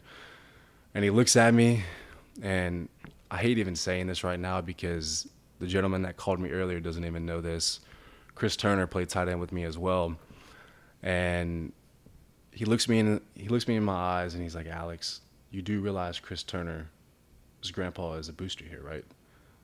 And I was just like, no, sir, I didn't know that. He's like, yeah, he's been here for a while, and blah blah blah. I had no control over that. And I'm sitting here like, I just felt so empty, man. I'm like, what? Like, this is a D1 university, and you're telling me that I'm not invited because of a booster? Like, politics are still being involved?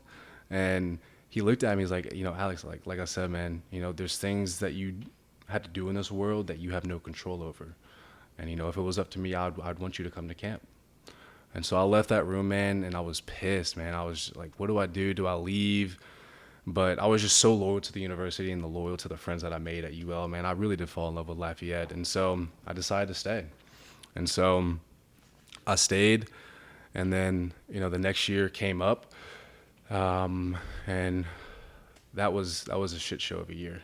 It's 2017. Fast forward to spring. I get called in, and I'm told that I'm ineligible. And I'm like, what? What do you mean I'm ineligible? And like, Alex, you have Medicaid. And I'm like, yeah, I know that. I have Medicaid. If you're a walk-on and you have Medicaid, you can't participate in UL athletics. And so I'm sitting here like, very confused, because the reason why I even had Medicaid in the first place is because whenever my mom was at NASA, she fell down the stairs at NASA, had a bunch of nerve damage, so she was out of work for 2 years. And so after that year expired, our health insurance expired, so we had to switch to Medicaid.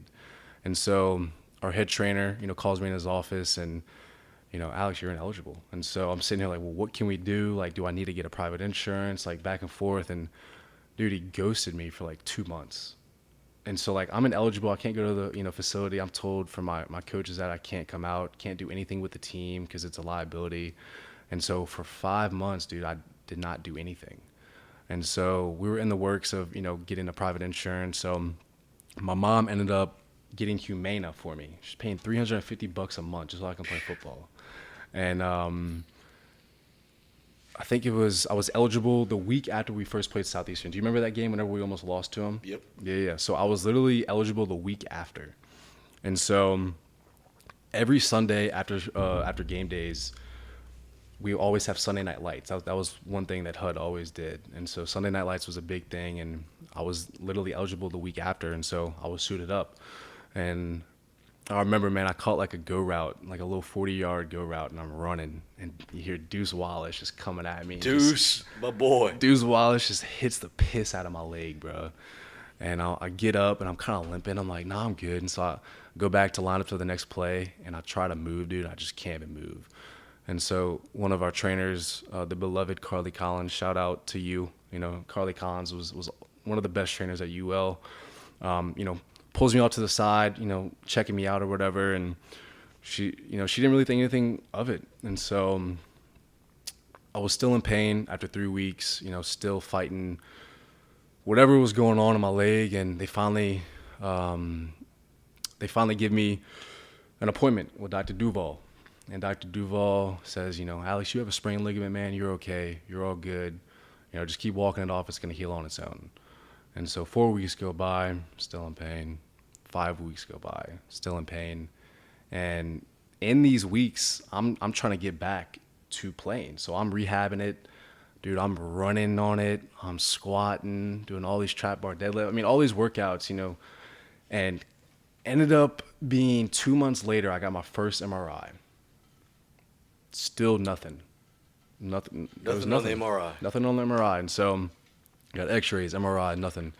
And so it took another, I want to say 3 more weeks until I had to fight for another MRI because I was in so much pain. Come to find out I had a fractured fibula for, 2.5 months that I didn't even know about. And so that was difficult in itself because I'm sitting here like, bro, what is going on in this, this organization, And I understand, one misdiagnosis, but, after getting 2 MRIs and going through that entire process, I'm just sitting here like, man, what is UL doing? With the whole me not getting invited to camp and then this happens. And I'm just like, that's 2 strikes. And so later on in the year, I had it in my mind I was leaving. After HUD got fired, I'm gone.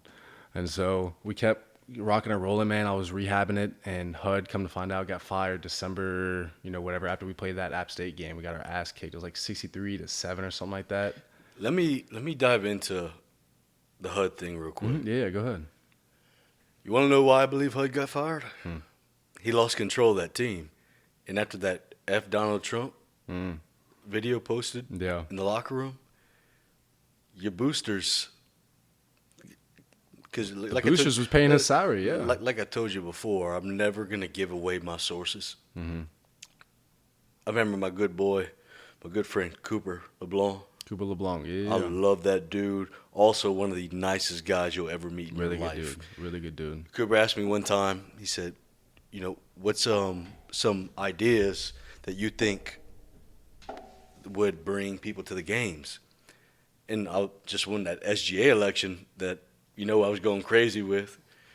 I said, tell coach to tell, and Napier just got there. I said, tell him to tell the university to move the tailgate back right behind the student section, even though it's not far of a walk. Mm-hmm. You move that tailgate spot. And I said, tell him to ease up on Greek life. If UL would have eased up, and it's piss poor. And look, I feel bad. I haven't gone to a game. Dude, I went to a fucking LSU game. I haven't been to a UL game yet. Wow. I mean, I think they should have put it back in the handicap spots. Yes, under those trees. Yes, that's what I'm saying. That was when I was introduced. If you have a good Greek life at UL that's active and you're not suspending them like Perez keeps doing and all of them keep doing, you're not going to have a student body going to the games. And dude, look how many people we had at those games whenever HUD was there. Yeah. And Napier's an awesome coach. Napier has arguably I think that's better than HUD. I think that kind of goes from all of college football, though, because, it's just so easy to watch a game on your laptop. But think about it. There's no better thing than you're a college student in tailgate season. I agree. I agree. I fell in love with tailgate. Dude, let me tell you something. I thought I wanted to play college ball until I went to my first tailgate, and I said, look, let me tell you something. I said the same thing about LSU, man. I was. But HUD lost control of that team. He completely lost control, and HUD was a very, very, very nice guy. I knew him on a good level. Talked to him every chance I got to. Well, his son was on the team as well. Yeah. So I think I knew him. I saw him in the hospital the day his wife gave birth to a new baby. He was walking out. I walked in with him. Was talking to him. Great guy. He always recognized me. He'd always stop me. But he lost control of that team. Yeah. And you cannot have an F Donald Trump video when all your boosters think like me. Yeah. And I think he lost it because HUD did bring a lot of success to UL. He definitely did build the foundation of Where's he at now? I think he's coaching high school football in Mississippi. High school? Yeah. Really? Yeah. Hmm. Yeah, he was. I think he was at Austin Peay Oh, after he left Mississippi State. well, shit. Well, anyway, all right. So Yeah. we're back to where you had just you're on your last straw with them. HUD just got fired. Yeah, and so You're thinking that you're leaving. yeah. So what changes? And so, yeah, I'm already talking to McNeese, already talking to Southeastern. I was fixing to leave if HUD would have came back. And so he ended up getting fired. And so in my mind, I'm like, let's go. This is a whole new coaching staff. I'm not a walk-on. This is everybody's new. And so I had that mindset going in. And so we had a brand new athletic trainer, Pat Richards. And it was his first head training job. And he came in right after HUD left. And younger guy, mid 20s, but he was kind of helping me get back into the swing of things after my fibula. And so I started seeing the red flags in the beginning, but that's with anything, I guess you'd say. Everybody has some type of red flag, but kept rehabbing it, was fine. And had one of my best springs, had one of my best summers of working out 7-on-7, whatever you want to call it. And so leading up to that point, I ended up getting put on scholarship. And so that was one of most rewarding times of my entire life, because knowing everything that I was going through with HUD, everything paid off, and it was definitely a blessing. I was so fucking pumped too, yeah, bro. Me and you both, my man. Bruh, the moment I saw the video, I'm like, yeah, yeah. dude, I was going crazy in that. Dude, whenever you meet mom, Yeah. you gotta ask that woman. She's like, "That's the one you were going crazy over the moment you saw that."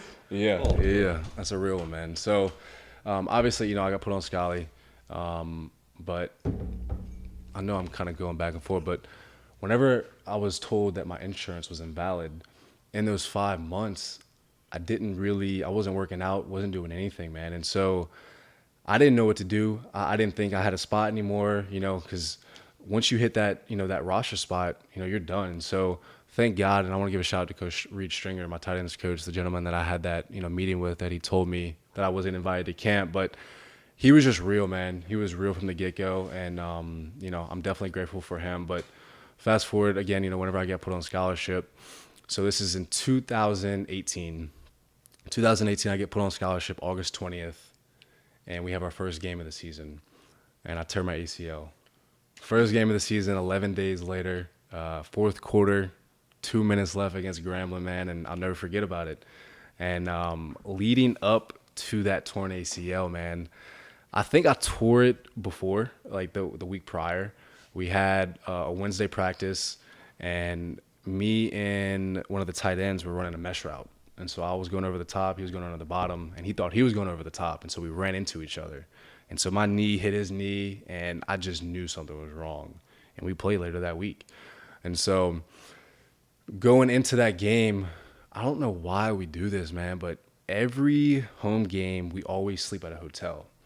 And so you have to have a roommate. And so leading up to that, that night of the game, man, I got roomed with this O-lineman, Caden Cunningham, 260, snores like a freaking dog. And I just couldn't sleep that night. And this is the night before the game. And so I remember I popped like 2 melatonins. I'm like, I want to go to sleep. And so I kept telling myself, I wish I would have done it. But I almost brought my blanket and my pillow outside in the hallway and slept because the snore was that bad. But I probably got like 2-3 hours of sleep, man, like not even kidding. And so wake up, we ended up playing Grambling later that night. And I remember I tried to get like 2 little power naps in because I was just so damn tired, man. And ended up going to the Grambling game. And I didn't play the first half. I think I started on special teams. I came in like one package, and then they ended up calling timeout. But didn't play really the entire first half on offense. And so after the first half, how like your coaches always like line you up to do stretching and whatnot. Well, for whatever reason, we didn't do that. And I'm not making excuses, but I didn't really warm up to go into the game the second half, man. And that's one thing I regret, fully, man, is I didn't really stretch before I got in. And before we always have games, the equipment staff doesn't allow us to break in our cleats. And so I always like that looked at that as an excuse on why I tore my ACL. Like, oh man, I was wearing cleats that weren't even broken in yet. And so these are the first time I ever wore these cleats that I tore my ACL in. And it was just a little, slice block to the DM, man. And I went to go, block him, and my knee just went out. I heard it pop. It was the nastiest thing ever. And I tried to get back up, and Levi Lewis comes up, man, you good, man? Get up, get up, get up. And I tried to put weight on it, and I just fell down. So they bring me back to the sideline, and dude, my knee is just stuck at a 45-degree angle. Like, was not budging, was not moving. It was just stuck. And so Travis Swallow, our head trainer at the time, was like trying to straighten it on the sideline, man. I'm just in so much pain. And so they end up carting me up to the training room, and Carly Collins, went up there with me. And we get up there, and like I said, man, my knee just will not straighten. And so Travis is doing like the little ACL test, doing all this and that. He's like, you didn't tear your ACL, man. You're good. You're okay. And so he's like, what we're going to try to do is we're going to try to straighten it. And you're the professional, not me. And so he puts one hand on my shin, one hand on my thigh, and just pushes all his weight, bro. And I'm screaming bloody murder. And does it again.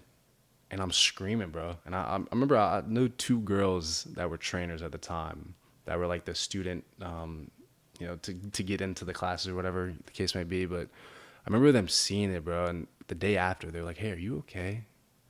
Like, are you all right? Like, Travis did something to you, man. I was like, listen, I know. And so Travis actually ended up calling me back into the training room the next day. And he did the same thing. Tried to straighten it.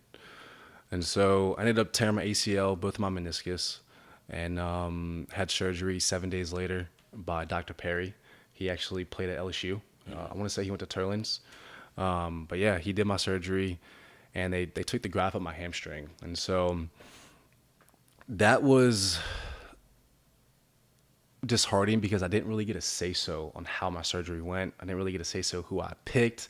It was just, hey, come here at 9:30. They're going to do surgery on you. And so I've always had hamstring problems, man. And so my hamstring, literally like within the first month, I strained it. And the reason that I strained it is because whenever you tear your meniscus, you're not supposed to do any weight-bearing activities for like the first month and a half.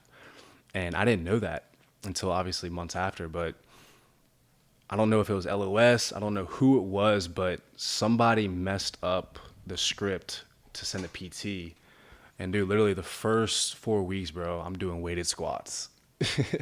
And I don't know if that did anything to me. I hope it didn't. I mean, I could still kind of run, but man, like I'm still dealing with knee problems right now, and it's just. Preach to the choir. Let me give you a piece of advice. Don't try to dunk a basketball without stretching. Yeah, I've learned that. Partner. Learned that the hard way. I did that. I got the video. I'm gonna show you the video. I thought I could get up there. Didn't stretch, nothing. Did you at least touch rim? Yeah. Oh yeah. There we go. Okay. But when I come down on the video, you see immediately. Ooh. Immediately, my hand goes to my knee, and I thought I'd maybe just sprain. I tried it 2 more times. My cousin has a doctorate, nurse practitioner. Mm-hmm. Has her own clinic in Tomball, Texas. Luckily, she's here this weekend. She goes, you want to know? Like, I'll tell you if it's torn or not. Go sit down. Mm-hmm. She goes, stretch your leg out for me. She put a little pressure.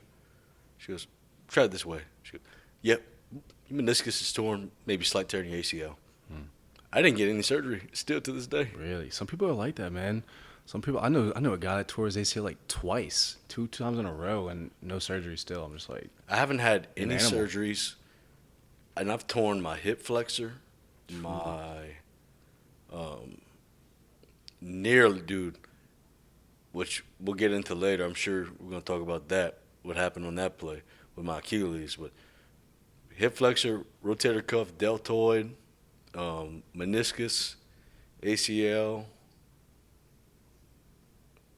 I don't know. I had a lot of concussions, too. I've never had a concussion in my day in my life. I'm knocking on some wood, but. Or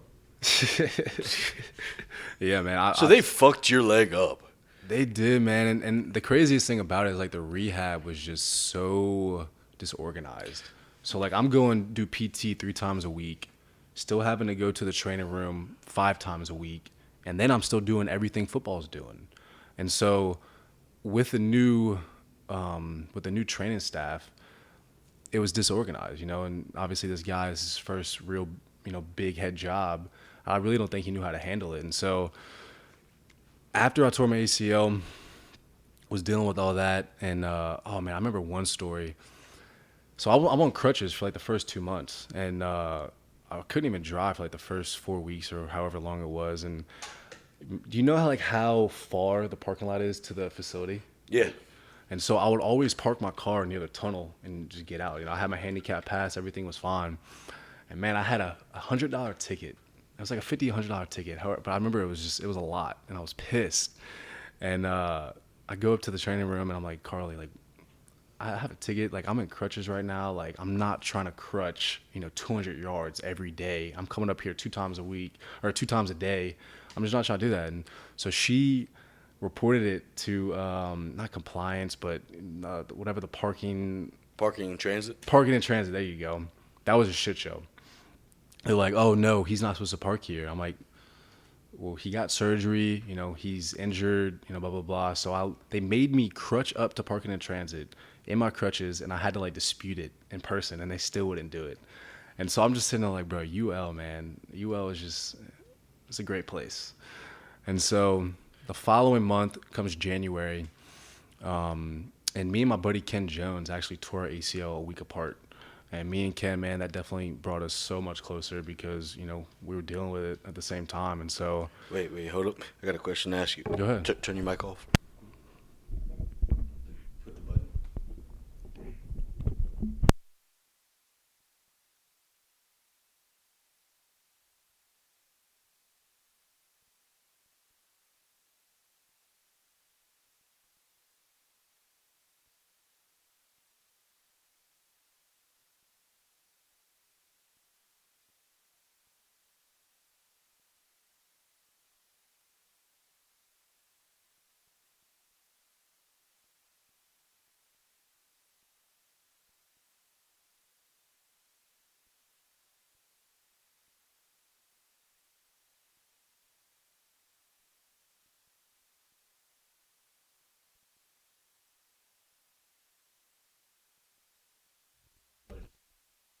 Okay.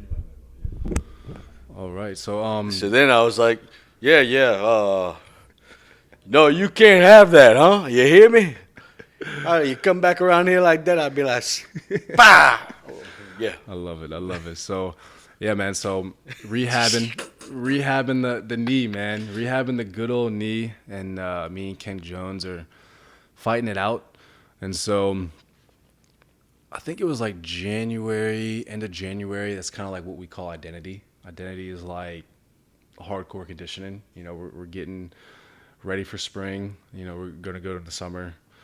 And so I remember our head trainers looking at me and Ken like, hey, you guys are doing identity. We're like, what? Like, we're 3 months out, 4 months out of surgery. Like, we're doing everything. Because usually with the injured, man, like they bring you on the side of the field and, they kind of do your own little workout. But they said, no, you and Ken, y'all are fully participating. And so I remember the first conditioning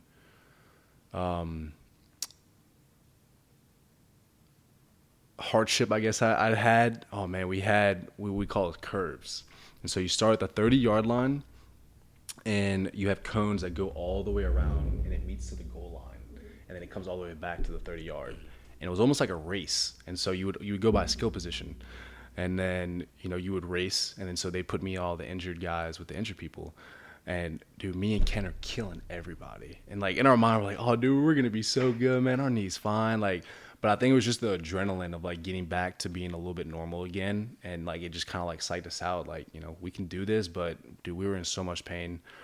And so we're still doing conditioning with football, like I was saying, still doing PT and doing all these things, man. And like there was just so much that I didn't know what I could do, because you have your strength coach telling me that you can do this, then you have your PT, telling you that you can do this, and you have your trainers with UL telling you can do this. So it's like I was trying to please everybody, doing all this and that, and dude, it was just too much. And so they ended up getting me my ACL brace, and I want to say it was in April.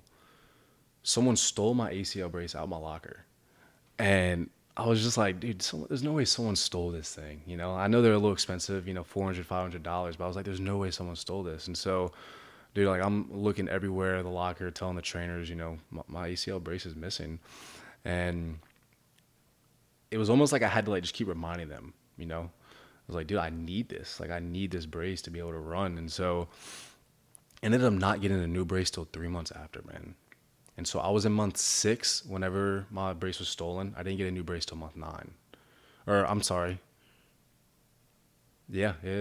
6. Yeah, I want to say that. It's around there. So it was a waiting period, man. I'm just like, y'all are supposed to help me out, right? Where's the help? And so Carly ended up telling me later on that, hey, like they didn't even want to order you a brace, but I went and ordered it like secretly. And I'm like the fact that you even had to do that, thank you so much. But like, what is going on, And I'm still on scholarship at this point. So it's like, I really wasn't that upset, but like, I was still getting that off campus. I was a little bit content. But at the end of the day, man, I just knew things were not right. And so come to find out, man, a week after I get my brace stolen, I start feeling sick. And I'm, texting the head trainer that, I can't come in. And he's like, no, come in here in the morning. Let's get you checked. And so team doctors, man, they're checking me out, test me for the flu, test me for strep, all this and that. Everything comes back negative. And so the next day, I'll basically confess that I could not do anything, man. I was sick as a dog. Like I couldn't do anything. And our head strength coaches or our head trainer is like, no, Alex, like you have to do this conditioning test. I'm like, I can't. Like I'm not gonna be able to. Like, Alex, you have to. And so that's the thing about UL, man, is like you kind of get forced into doing things because you don't want to be that pussy. You don't want to be looked at as like, oh, the coach is thinking you're soft, Well, that's every way that every athlete from the age of 6 looks at it. I mean, if we would have said half of the shit that was hurting us, like a hip flexor. Right. I felt a rip the moment I took my first step. What do? I don't say anything. Next play, rip it in half. Yeah. We're stupid. We don't say that we're hurt. And whenever you do say you're hurt, they don't believe you. And we know our body better than anybody else, Like you can tell when something's wrong, which is why we've gotten to this point now where we're talking about head trauma. Right. It baffles me because I look at all the mistakes, and look, I don't have any regrets in life, but I look at everything in the flashback and say, I should have probably said something here or said something there. Feel that. Oh, shit, I think that at UL, man, I should have just left, but At this point, and look, we said this would be controversial with the school that we love. There ain't no love lost either. Right. That's fucked. Yeah. I mean, look, and I'm not trying to speculate. I'm not trying to be devil's advocate. You just but hear my side, from hearing what your side, if I'm genuinely just listening to your side, I'm trying to get rid of you at that point. You've been hurt. Let's talk. Let's talk from a business perspective. No, and whenever you say they're trying to get rid of you, I mean, torn MCL, torn ACL, surgery. They're pushing you on a speedy recovery, knowing that you said you ran one play that they called a timeout on. Is this before they gave you the scholarship? whenever I tore my ACL. Yeah. Oh, no. They just gave you the scholarship. Yeah, 11 days All right. So they see that they gave a guy a scholarship that tore his ACL. And I'm coming off as the bad guy here, but you gave a scholarship to a guy who just tore his ACL. What are you going to do? How are you going to take away the scholarship? Yeah. It's like my dad used to say, welcome to the wonderful world of sports. Yeah. No. It's a business. No lie, man. And I left out a key point is, whenever I did tear my ACL, man, I was smoking weed every day. Mm-hmm. That was just something that I coped with, man. I was on a couch for 2 months straight. And Game of Thrones and weed was my medicine, you know? And I ended up failing a drug test. I think it was in February, either February or March. And obviously the coaches didn't take light of that. You know, me and 4 other scholarship players failed at the time. And so I didn't really think anything of it, man. I was, I wasn't discouraged just because of what I knew what was going on behind the scenes with UL. And Which is what? it was a lot of things, man. I mean, there was a lot of coaches that were, doing opioids, smoking with players. I mean, there was a lot of things that were behind closed doors that I didn't even really bind an eye to because I'm not going to speak out on that. That's not my business. Yeah. But I failed a drug test, man, and come to find out with, whenever I failed my drug test and then with the whole ACL brace and then, I didn't even finish with the flu. So I ended up getting, I tested positive for the flu and I ran that entire conditioning test with a flu, with a torn ACL or with a recovered ACL surgery. And I had the flu. And I think it was like 4 days after I initially went and saw the head trainer. And I ended up texting him because I went and brought myself to urgent care for myself because I got tested by the team doc twice, negative flu shot, negative flu test, everything, and then go back to urgent care on my own, and I was tested positive, and so that was like strike 8. I was just like, dude, this is just awful, and so I want to say maybe like 3 weeks after, and I have everything like on a timeline. I'm very organized when it comes to things like that. But I want to say like 3 weeks after that, I get a call from my mom. And my mom's like, hey, Alex, I just got a letter in the mail saying your scholarship isn't getting renewed. I'm like, what? And so she's like, yeah, it's saying right here, like your scholarship isn't getting renewed, blah, blah, blah. I'm like, all right, give me a second. Let me call Coach Dez. And so I call Coach Dez. I'm like, Coach, what's going on? I was like, my mom just got this letter in the mail. Can you give me any information? He's like, Alex, I have no idea what's going on. I was never told any of this. Let me get to the bottom of it. And so I don't hear from him for 3 days. Now, I got told that on a Friday. Saturday and Sunday, did not hear from him at all. That following Monday, we have another conditioning test. And we had like our regular 17 110s. And this is a month before camp. So this is right before season starts when I'm getting told this information. And I'm literally putting my cleats on. It's like 5:30 in the morning. Put my cleats on, still don't know what's going to happen. So I don't know if I have my scholarship or not. And I see Coach Dez walking up to me with a cup of coffee. And I look at him, and I just kind of like, what's the word? And he just kind of like starts shaking his head in disappointment. And dude, like right there, I was just so hurt, man. I was just like, this is how I'm being told, And so in my mind, dude, I was like, you know what? I'm going to run these 17 110s out of respect. And after this, I'm done with this university. And so I went down with my little bowed up knee and I finished the 110s, man. And I came back and we actually had workouts. It was like one of those like 2-a-days where you run and go work out right after. And I was like, I'm not even going to work out. Like, I'm done. And so Dez is texting me, calling me, come and see me in my office. And I go see him and we sit down and I'm like, what can you tell me? And he's like, come to find out, Alex, I think the reason, and I still don't even have the right answer, but from what I heard is it's the drug test. I'm like, the drug test that happened 4 months ago? I was like, I've passed every drug test that I've taken after I failed that. I was like, what do you mean? It can't be from the drug test. Alex, I don't know. I can't tell you anything. I was like, all right, well, when can I talk to Napier? Like, I want to call him right now. Oh, he's on vacation right now.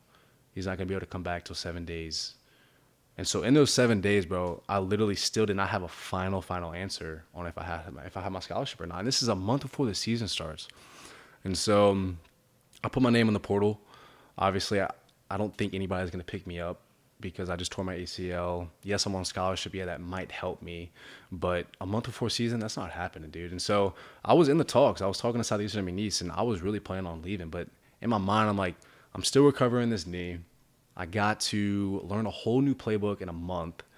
I was like, then I had to go find a new place. I'm like thinking, I'm living with my brother in Lafayette and Chris.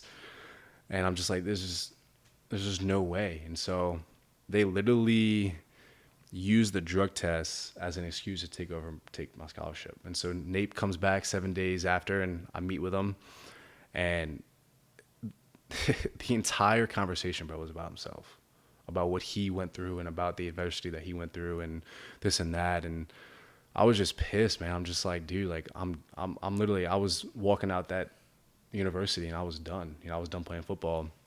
And so I didn't know what to do, man. Obviously, I was still, recovering with my knee. This is my scholarship year. It was supposed to be big, man. And come to find out, I left the best part out. I was actually supposed to graduate that summer and get my master's. And so I think that was another big thing as well, is because they didn't want to pay for my master's. And so I'm sitting here like, bro, like I'm supposed to graduate in the summer. Like I already started taking one of the summer classes that I needed to graduate that summer. I already got accepted into the MBA program. I already met with the president. Like I already had my schedule mapped out and everything for the next semester. And I get told this a month before camp. And so I was pissed too, because like, yes, I failed that drug test that they were trying to blame it on, but 4 other guys that were on scholarship failed it with me. They still had their scholarship. And so like, there was just a lot of bitterness, man, a lot of bitterness. And Billy Napier, him having the same name as my father, whenever I got put on scholarship, man, I thought it was, my dad, just doing something for me, man. Like it was heartwarming, man. Like Billy Napier is, he was my hero, bro. Like I looked up to that man, bro. Like I literally looked at him, anything he did, anything he said, I'm locked in.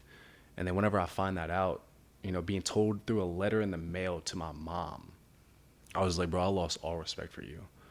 And I remember the words he told me. He looked me in the eye and he said, Alex, you figured it out this long. You can figure it out next semester. And I looked at him, bro, and I'm just thinking in my mind, like, you're a millionaire, bro. You're a millionaire telling this to a kid that's going to have to take out more student loans to be able to pay for this one class. And that's what I ended up doing. I ended up canceling that summer class, which I should have graduated on their dime and just not play football anymore. But I ended up sticking it out, man. I was just so loyal to the program and so loyal to my teammates, man, that I just didn't want to quit on them. And I still tell my brothers to this all the time. Like, I did it because of my teammates. I didn't give a shit about the coaches. And it all boils down to whenever I tore my ACL, there was only 2 coaches on the entire staff that came and saw me after my surgery, checked up on me. Coach Desimel, Michael Desimel, and rest in peace, Coach DJ Looney. And after all that happened, man, I was just like, I don't know. It was almost like a wake-up call, And so I was cool with it, though, man. I was like, you know what? I'm going to do this last year. And I try to look at the good side of everything. I'm like, I only have 1 class this semester. I'm about to have so much fun, man. Like, this is my last year. Like, I'm okay. I'm good. And come to find out, one of our tight ends ended up getting hurt. And so it was only me and this other tight end on the roster for the scout team. Because I was a senior on the scout team, bro. Just after just being, told you're a second string tight end, getting put on scholarship, and then to the next year, you're on scout team and you don't have a scholarship. It takes a lot of character right there to be able to do man, that. it took a lot, bro. It broke me, but I used it to my advantage, Oh, I would have been head on it. Oh, dude, it was tough, man. But then I'm still trying to deal with my knee. It's like all this is just going on. And it's like, dude, and then I'm not home, and it's just like, it was real. But like I said, one of our tight ends went down, so it was just me and another guy on the scout team. And so, dude, like my knee was killing me, bro. Like killing me because I was going like every rep, trying to give a good look. And this is the year after Chris Turner left because Chris got done, a year before us. And so he was living with me at the time still, getting his MBA. And I'm like, Chris, come back, bro. You got 1 more year left. Just come play, man. Because I want it to be more of like, we're roommates still playing again. I need help on the scout team. Like, come play. And he ended up, come and play. And so we were all on the scout team together, just like old times. And It was fun, man. I had a I would really have came play. yeah. Come on, come I'm on. retired. But nah, man, it was fun, and I think the really like the real turning point for me was we're in like week 4, bro. We're in week 4, and we have a freshman tight end that's playing over me, Neil Johnson, which is a talented kid, man. He's balling out for us right now, but he ended up getting caught with Mary Jane with another player, and they got caught hotboxing, and they got caught, and Napier only suspended him 1 game. And so, who's the next guy to get called up to go travel whenever Neil Johnson's out? We're gonna bring another freshman tight end that just got done playing DN last year. He switched positions. We're gonna bring this guy here. And I'm just like, dude, what's going on? Like, how do you give me put me on scholarship? Give me the keys to the mansion, and then now you're not even calling me up to go travel. You're calling up this guy that doesn't even know the playbook. And I was just sitting here. I called Des immediately. I'm like, Coach, like, I'm not trying to be a pain in your ass, but what's going on? Like, why am I not getting invited? Oh, Alex, I'm actually on a high school recruiting trip right now. This is out of my head. I didn't even know this was happening. So, like, there's just a lot of miscommunication, obviously, but there's a lot of I don't know. That's what I got out of it. And, Nape always preaches, control what you can control. And in those, year and a half, man, I couldn't control shit. And it definitely did something to me, man. It's just like, a coach always, preaches that togetherness and, family and this and that. And then all this shit happened. I'm just like, this is a load of shit. And I was upset, man. And so that entire year was rough for me, man, because I wanted to quit so bad, but I couldn't quit because of Chris Turner. And the reason why is because I was living with the guy. I was the reason why he came back. I wouldn't say I was the reason why, but I put it in his ear, If I would have quit, him and, the other tight end would have been the only guys on the field. And I knew, prior from Chris coming on how hard that was. And I was like, I'm not going to put him through that. And so out of respect, I was like, I'm going to keep fighting. I'm going to keep going. But whenever that happened, whenever old boy got called up instead of me, the next week, and I probably shouldn't have done this, but I basically did not practice the next day. And I showed up to the practice in my shorts and T-shirt, and I didn't even tell any coach or trainer why I wasn't playing or why I wasn't practicing. And, man, that really hurt Dez's feelings, man, because me and Dez have always had, that father-son-like relationship. And he definitely, I think he looked at me differently after that day. But he called me in his office. He's like, what are you doing, man? I'm like, Coach, you and me both know that I should have been called up, and you know it. He's like, that doesn't give you the excuse not to practice, blah, blah, blah. I'm like, Coach, like, me and you both know this is bullshit. And he's like, you could have made Chris Turner practice by him fucking self. I'm like, Coach, he knows what I'm going through. He lives with me. I literally vent to this guy all the time. Like, he knows. And, yeah. And so he was pissed at me, man. And I ended up, he ended up talking me back into, coming back out. And I ended up finishing the season out. And so it was tough for me because I was in so much pain, but I was still doing it. I was taking 4 ibuprofen to practice, man. Like 2 before, 2 in the middle. Like that's what got me through. And just knowing what I was doing to my body, man, and just being held at a high, pedestal after getting the scholarship to being all the way at the bottom. And what really got me is like in the training, in the team meeting room, everybody has, assigned seats. And before I got the scholarship, I was in the 3rd row. And, I took pride in that. I'm a 3rd row, man, former walk-on, let's go. And then after they took the scholarship away from me, they put me all the way at the top. And I'm just like, bro, are y'all really that petty? Like, are y'all trying to show me an example? Or are y'all trying to, show me what I could have missed out on? Like, there was just so many answers that I just was never really, or questions that never really got answered. But fast forward, ended up graduating December 20th. First person in my family to graduate. And it was weird, man. It was weird, man. The day I graduated, You ever have like those days where you just don't feel yourself? All the time. Yeah. And so, literally, man. Then I look in the mirror. And you're a beast, right? But so I'm literally sitting in the chair waiting to be called up, to go get my diploma. And dude, I just remember just feeling just weird. I just remember just feeling very odd, just didn't feel right. Fast forward, we ended up going out, and it was just like any other night, We had a great time, a beautiful time. My parents actually joined me. We were all at JSP that night, and it was a celebration, man, You sure we can talk about that? Yeah. And so we were leaving the bar, man, and Just let's not use any names. oh no, Yeah. absolutely. Yeah. And so the night I graduated, man, obviously, first person in my family to graduate, and long story short, I ended up getting into a situation, and I ended up getting arrested that night. And that was the night I graduated, and I got arrested. And this is really the first time I've ever publicly talked about this, and I'm really blessed to be able to have a platform to talk about this. But I did something to a kid that I wish nothing that would ever happen to a kid ever. And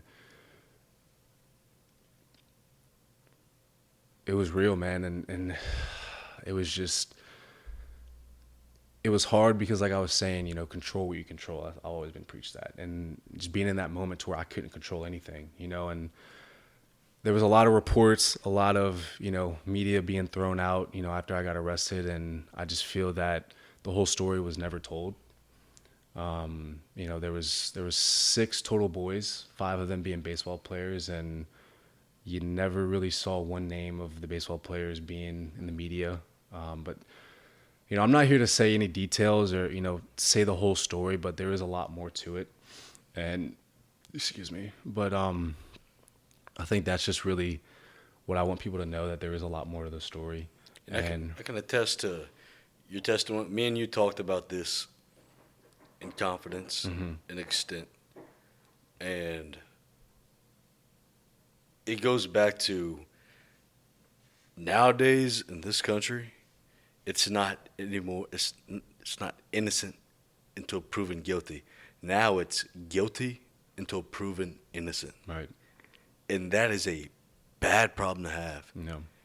And if you're not from here and you're dealing with a situation like you had, and you're dealing with local everything, Right. it's going to paint that picture Right. like that. Yeah. Now, being everything I heard from the story, that was a situation that could have been avoided, if you ask me. 100%. Would I have done the same thing that you did? Probably. If I was in that situation where I was surrounded? Absolutely. Right. I'm not a flight kind of person. It's just your mindset is survive. Yeah. And to the thing that really bothered me whenever I saw that on the news and everything, I'm thinking to myself, no, there ain't no way in hell this is Alex. There ain't no way you depicting, that shit, fuck it. There ain't no way in hell, like, the depiction of you was completely different. Right. Right.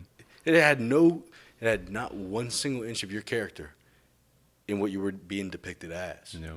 And I think it's frustrating, man. Man, It's it just like, should be, and dude, It I was was, man. frustrated. I can't even imagine what you were going through with that And situation. I had no voice either, man. I was told to just lay low and not do anything, not say my side of the story, and it was tough. But I'm glad that the boy is okay.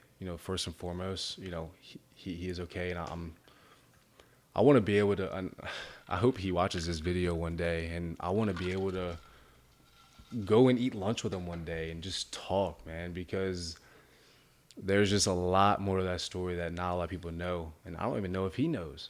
But I just want there to be some type of clarity, you know, and I don't have any hate in my heart, man. And, you know, I hope one day that, you know, he is able to forgive me about what happened. And it was a situation that I wish I can take back 100%. But, you know, I'm blessed, and I'm faithful that, you know, that boy is okay. And, you know, he is. And it made you come back even stronger. I mean, look, all those little obstacles that you got put through with everything, man. Yeah, for sure. Every single step No.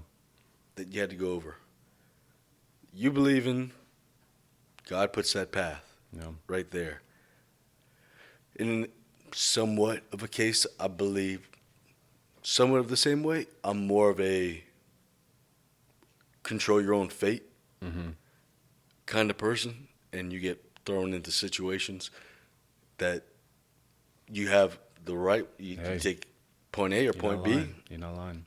That's me. And that was a lot at UL. I mean, if you look at it from what I just told you, there was a lot of, you know, the good Lord saying, hey, this or that.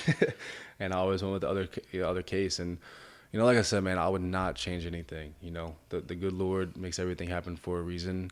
I'm a firm believer of that. But, you know, I'm happy that everything is over with and we can move on. And you're making money. We are, man. We are. And Balling. it's awesome, man. I love what I do. I love that I brought my brother on. I think that was just so eye-opening to be able to help somebody that I truly love and care about, to be able to, you know, hey, let's make some money together. But we're having fun, man. Me and my brother are actually flying to Fresno next week to go meet with this company called Sunrun. I believe that the gentleman that you had on before, Six Figure, he works for Sunrun as well.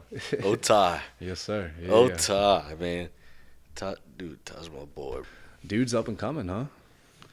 Oh, Ty? Oh, yeah. Mm-hmm.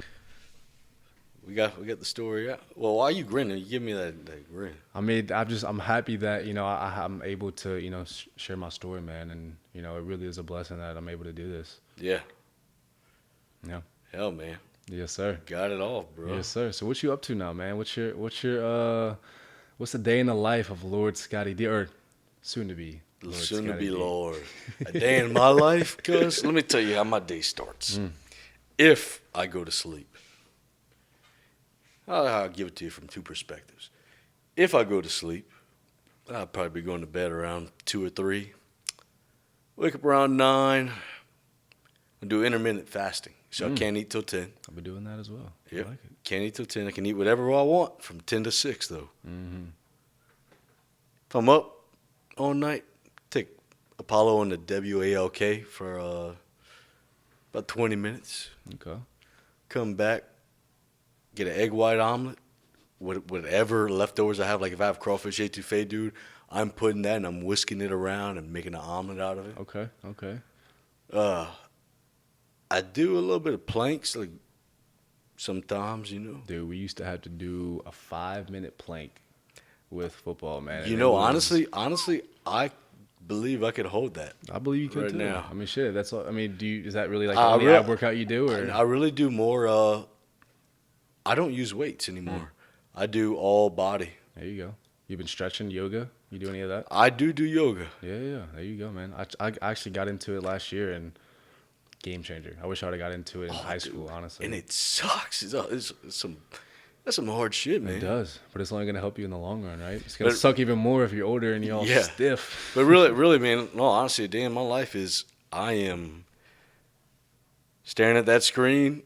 I have my phone right there, and I'm trying to match the fucking audio with my lips moving into the video. I love it. That's what I'm doing, man.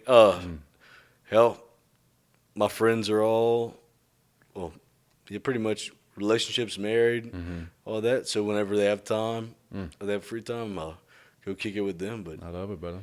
I usually go kick back with my next door neighbor, George. Okay, good old George. Good old George, Sergeant George, and we. Okay. I know you guys get along well, huh? Oh, dude, George, the man. We kick back. He wants to watch this. Bring him on, man. You got to bring him on. He can't. He's a police officer, so he can't get on any kind of podcast. Gotcha. Interesting. I didn't know that. Yeah, it sucks. I know that. Violent. I gotta ask, man. Whenever you work, I mean, obviously you don't do weights. Is there a reason? Because your bones are cracking every time? No, it's not my bones cracking, man. I find more whenever you're using your body weight, Mm-hmm. I've started adapting more into the old school traditional ways of, meditation forms, yoga forms, old school ways of lifting. So I consider, like the sledgehammer to the tire, those brute, just heavy hitting old school ways develop more, and it keeps you interacted with everyday movements and everyday life compared to going into a gym and this and the clanking of weights. And don't get me wrong, I kind of miss it, but I just much rather be outside doing everyday movements and getting a workout from there Right. because it's peaceful for me. Mm-hmm. I love being outside. I mean, have you ever looked into like grounding? No. So like they say like grounding, barefoot in the grass, using Earth's God-given soil does something to us. But just standing there, I mean, I don't know the scientific, meaning behind it, but I mean, it makes sense, I mean, if you look at a plant, it's in the soil, right? Yeah. It's got to grow somehow, right? True. Hell, Yeah. that's like some sci-fi type shit. I mean, that's why every single time you come home after the beach, aren't you happy as shit? Oh, fuck yeah. Because you, I'm happy to leave for the beach. Dude, I am always dressed. Yeah. Ready. I literally have a bag packed in my room ready that for is the beach? ready No whenever shit. somebody calls me No and shit. says, "Oh, I'll show you." Scotty, you want to go to the beach? Fuck yeah. love it. Let's go. I love it. What's in this bag? It's my Skies Out, Thighs Out, Okay. 2 Hawaiian Skies Out, shirts, Thighs toothbrush, toothpaste, hair gel, deodorant, beard comb. I have 3 beard combs. Cologne, extra bottle of cologne, an aftershave, shampoo and conditioner. You gotta keep the beard looking nice too, and the hair Oh, smelling yeah. good. You got to, my man. Body wash, but I'm ready to rock and roll, and I don't need a beach chair either. And I got 1 towel. You know why? Because my ass gonna be sitting in the sand regardless. That's all you need, man. Dude, I'm a simple man. Whenever you get me on the beach, I'm more in my element in the water. Are you? See, not me, man. Them sharks. I mean, I know you got shark tattoo. You probably. I was in marine biology before, Okay. and I accidentally dove with sharks a few times. No kidding. Accidentally. No kidding. Yeah. Choo. You know what kind of sharks? Well, the first time it happened, as a little kid, 5 years old, in Destin, the rock formation, the jetties? Mm-hmm. So we stay at Jetty. That was the kid that drowned not too long ago in that area. Is that what you're talking about? I think that was Pensacola. You're right. It wasn't Pensacola. I'm sorry. Remember that. But the Jetty formation is, we stay at Jetty East. We've been staying there for 26 years. I'm 26. I was in my mom's tummy whenever we were staying there. We won't go anywhere else. Same people, same time every year stay there. Jake DeLome and them stay there. See them every year. Well, that rock formation, you go snorkeling and all that. Well, as a little kid, whenever you go in the water, you see a fish, you're like, oh, it's a shark. It's a shark. Well, they have a scuba diving instructing team. Just learning how to breathe, because if you breathe the wrong way with scuba gear, you'll blow the fucking tank up. You don't want that to happen. Right. So they're learning how to use that. Well, I kind of wander off past the rocks into like the open water area, and I go down with my little net. It's about, say, 6 feet down. Well, I come out of the water. I'm like, Mommy, I was just playing with a shark. Well, at that point, the entire scuba diving team was already up in the boat. People were getting out of the water. And my mom's like, oh, okay. Well, the guy comes up, ma'am, your son was just playing with a 5-foot lemon shark. True. He was playing with a shark. Well, that's another incident. So I take the kayak out every year. And you know how they say don't go past that first sandbar. Mm-hmm. Well, what I do is I strap the GoPro to the front, GoPro to the bottom. I go past the third sandbar to where that water turns blue and green. So I passed over a 4-foot hammerhead, stingray, all that, man. And I'm past where the shark helicopter's flying. And at that point, I'm like, all right, well, I think I've tested my boundaries a little bit. I just feel something, boom, underneath the kayak. Hmm. And I'm, okay. That probably ain't good. And I look around, I'm like, well, shit. That's all. The first thing I said, well, shit. I'm thinking to myself because I know my sharks. I'm like, if that was a bull shark, I'd be flipped over right now, and that'd be my worst fear. I would, dude. Man. I would rather dive outside of a cage with a great white than be within the vicinity of a bull shark. They had the most testosterone out of any animal in the animal kingdom. I didn't know that. Yeah, that motherfucker attacks you, dude. I'm done. There ain't nothing. Look, it attacks you. You better get out of there as soon as you can because that motherfucker's coming back. A great white's so deadly because they're huge. They take what you call a curiosity bite. Curiosity bite. Yes, a curiosity bite, but it's so devastating because they're so huge and massive. A bull shark attacks you, man. It's coming back. It's coming back. It's coming back. The movie Jaws wasn't made after a great white. The movie Jaws was made after a series of attacks in 1912 in a New Jersey freshwater lake, because bull sharks can swim in freshwater too. They give birth in freshwater. Interesting. So it was based off of that, and it killed 5 kids. It was a rogue, what they consider the rogue shark theory, which is what Jaws is based after. A shark just eats and eats and eats no matter what it is. Sharks don't want to taste human, but here's the thing that why I feel so comfortable in the ocean. Like I can lay back in the ocean and just float without anybody around me, and I feel completely. Now, am I watching my 6? Yeah. If I start to notice the water get to where I can't see it completely visible, yeah. I mean, dude, I know enough about marine biology to where I ain't messing around with that, because most shark attacks happen in 3 feet of water. Right. I don't like to play God. Yeah. And I sure as hell don't want to be played by him.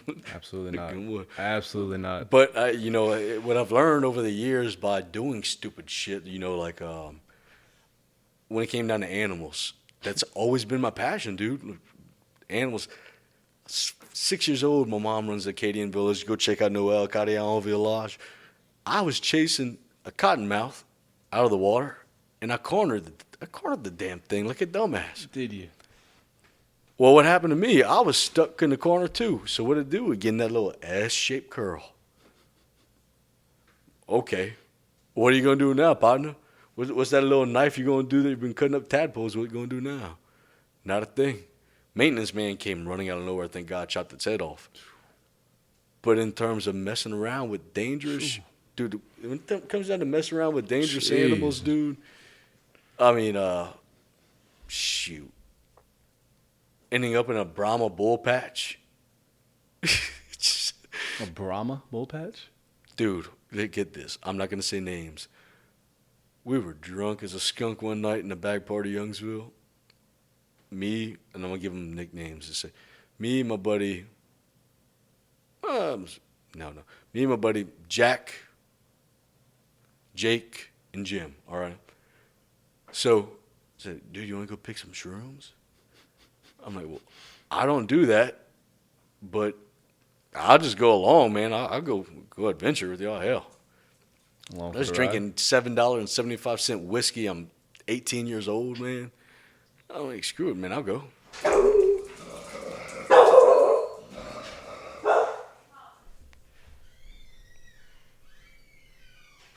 Yeah. Huh. Well, that was Apollo, y'all. I said, screw it, man. I'll go. I said, screw it, I'll go. Dude, we get into this patch, and I knew it looked familiar. Well, Jim and Jack go one way. Me and Jake go one way. Well, Jake's all clipped, boy, and he's like, hey, Scott, that cow got some big-ass ears over there, don't it? I said, Jake, what you mean?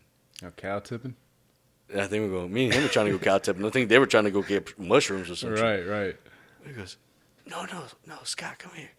That cow got some big-ass ears over there.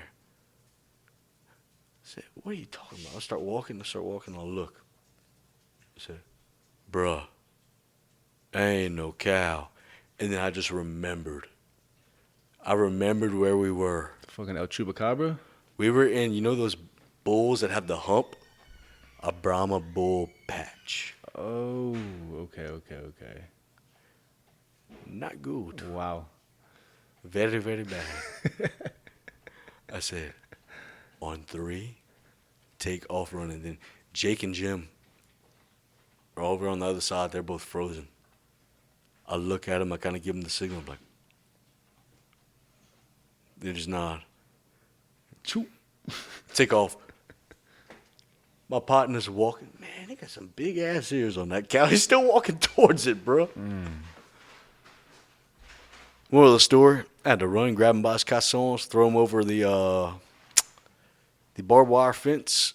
I tried to jump over, got caught by my leg on the barbed wire, ended up face first in the fire ant pile. Man. It was so funny, though, dude. Man. It was so funny. And then we went, found this, like, abandoned pond one time, which automatically spells for a bad idea. And little did we know, whenever we were just jumping around them, like daring each other to jump in. What time we got out, 2 5-foot alligators appeared at the end of the pond. Dude, in junior high, or I say 6th grade, we had a guy that got his arm bitten off by an alligator. I went to school with him. He rode my bus every single day. That's why I do not go kayaking in Lake Martin, boy. No. Look, I take my chances in the ocean, but I don't fuck around with dinosaurs. They've been here longer. I don't do it, man. They got fucking dinosaurs in Lake Martin. No, sir. Actually, and speaking of the cow tipping, whatever story you were about to say, we had a guy that one of my buddies, him and his friend went to do the same thing y'all were doing, and all they heard was, ch-ch.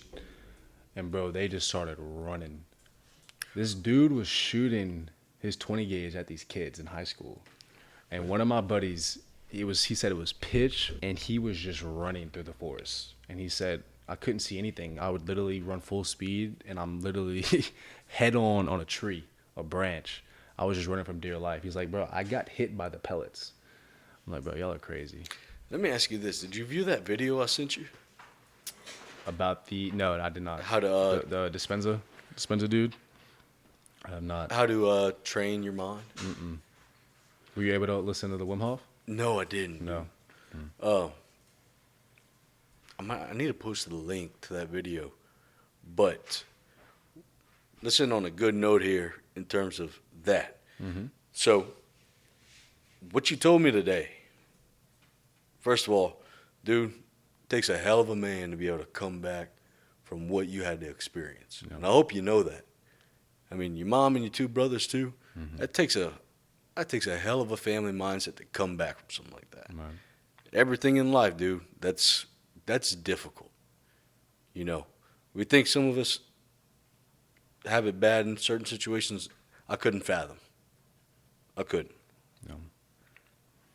To be able to come back from that and have a positive outlook on life and a mindset like you do, ain't nothing anybody can ever tell you in this lifetime is gonna knock you down now, Preach partner. it, brother. I promise you. Preach it, man. There's not a single thing anybody can be able to tell you in this lifetime they'll be able to knock you down if you overcome that. Yeah, because that's the worst thing that I'll probably experience. You know, I always look at it like that. You know, But someone always got it worse, man. Yeah, Someone's you can always had say, it worse. well, you can go off that mindset that somebody always has it worse, but you can also go off that mindset where I am here now. I came over that. Mm-hmm. What the fuck? I know it tastes good, Apollo. If life's going to try to bring me down, you're going to have to do better than that. Hey, and I won't challenge. Look, not going to challenge you, but what I'm You're trying. a real one, bro. You really are. You're a man. real one too, man. No. But what I'm trying to tell you, dude, is, you know, I'm proud of you because I didn't know that about you. Not many people do, and Me and like you, I said, I don't me and want you to. are very similar in a lot of ways, and today you kind of cemented that you have that mindset that I try to preach, and you embody it to the T too, and that's admirable. And the fact that you're able to stand up for your brothers, become the man of the house, stay with your mom, because that had to be hard. Just doing that, man, and getting to where you're at now, dude. No. Ain't nothing gonna be able to get in your way, bro. I promise you. And speaking of my mom, all you ladies listening to this, she does own a boutique in Slidell, Louisiana. Bella Luca, you know, if you guys, you know, want to go check her out, bellalucaslidell.com, and, you know, go get your little Christmas gift for your girlfriend.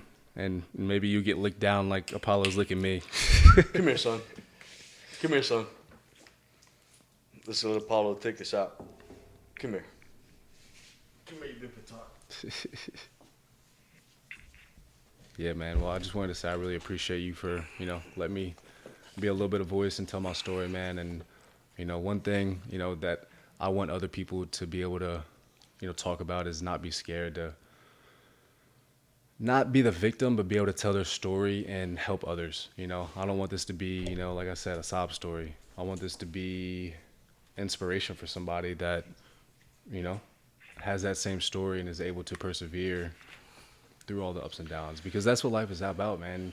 We're always going to have our struggles. No matter who you meet, no one is perfect. Everyone has something going on in their life, and just be a little bit more mindful next time.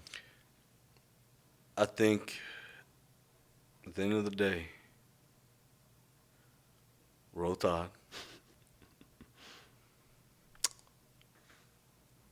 Make America great again. And fuck the Packers.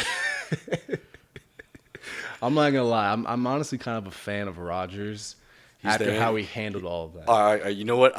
I considered him the Antichrist because the Green Bay Packers are communists. Like that discount double check, man? I'll tell you where you can shove your discount double check, partner. Let me tell you where you can shove that motherfucker up. Oh, man. I considered him the Antichrist because the quarterback of the Green Bay Packers is always the Antichrist. As You don't like Brett Favre? As a Bears fan, if I ever said anything good, I got something for you. I got some Bears stuff. I didn't know that. Dude, my dad was from Chicago. Oh man, I got some Bears stuff for you at the house. I got everything. You saw Walter. Well, you didn't see Walter Payton's jersey, but I got all. Man, if I really wanted to get you out your pants, I should have gave you a Walter Payton card. I have like 5 of them at the house. Good God Almighty! Yeah, they're nice, man. I'll jump through a hula hoop. Well, next time you have me on, I'll come bring it for you. How about that? Shit, dude, you can come on anytime. Yeah, but that thing is beat up though, man. I should have went and got it graded, because that's really the card world is grading it from a professional company, and that 1 out of 10 means everything. It's crazy, if I have a LeBron James rookie and it's a Gem Mint 10, that thing just skyrocketed up in value, Yep. But it's actually me and my brother. We kind of got into it a little bit in the cards world. There's this app called Whatnot, and it's basically like a live stream of sports cards. And so any Joe Blow can create an account and, have, products to offer. And so what they do is, they'll have like different boxes and they'll bid each pack. And so like if a hobby box, and obviously there's so much classifications that go with it, but depending on the classification is obviously the price. But if you have a hobby box and there's 12 packs and you have 30 people in a room, and there's 12 packs, you bid on every 12 pack. And so I literally pulled a Mac Jones 1 of 1 quad patch, RPA, like 1 of 1, bro. There's not any other card like it. And I sold it for eBay. I sold it on eBay the other day for $6,000. Yeah. And I'm honestly pissed at myself because I sold it right before the season and Mac Jones is going off. That $6,000, I guarantee it, in the next 5 years will easily be more than doubled or quadrupled. Easily. Hot damn. Yeah. That's the car wheel, baby. Yeah, I ain't selling any of my Jordans. No, you can't. Can't do it.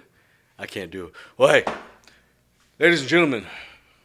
Always a pleasure, my man. This was an awesome show. Yes, sir. Unwoken, baby. Unwoken. Hey, that's Alex Allen. I'm Scott Davis. Thanks for tuning in to Unwoken. God bless. Take care, and I'll see you next week.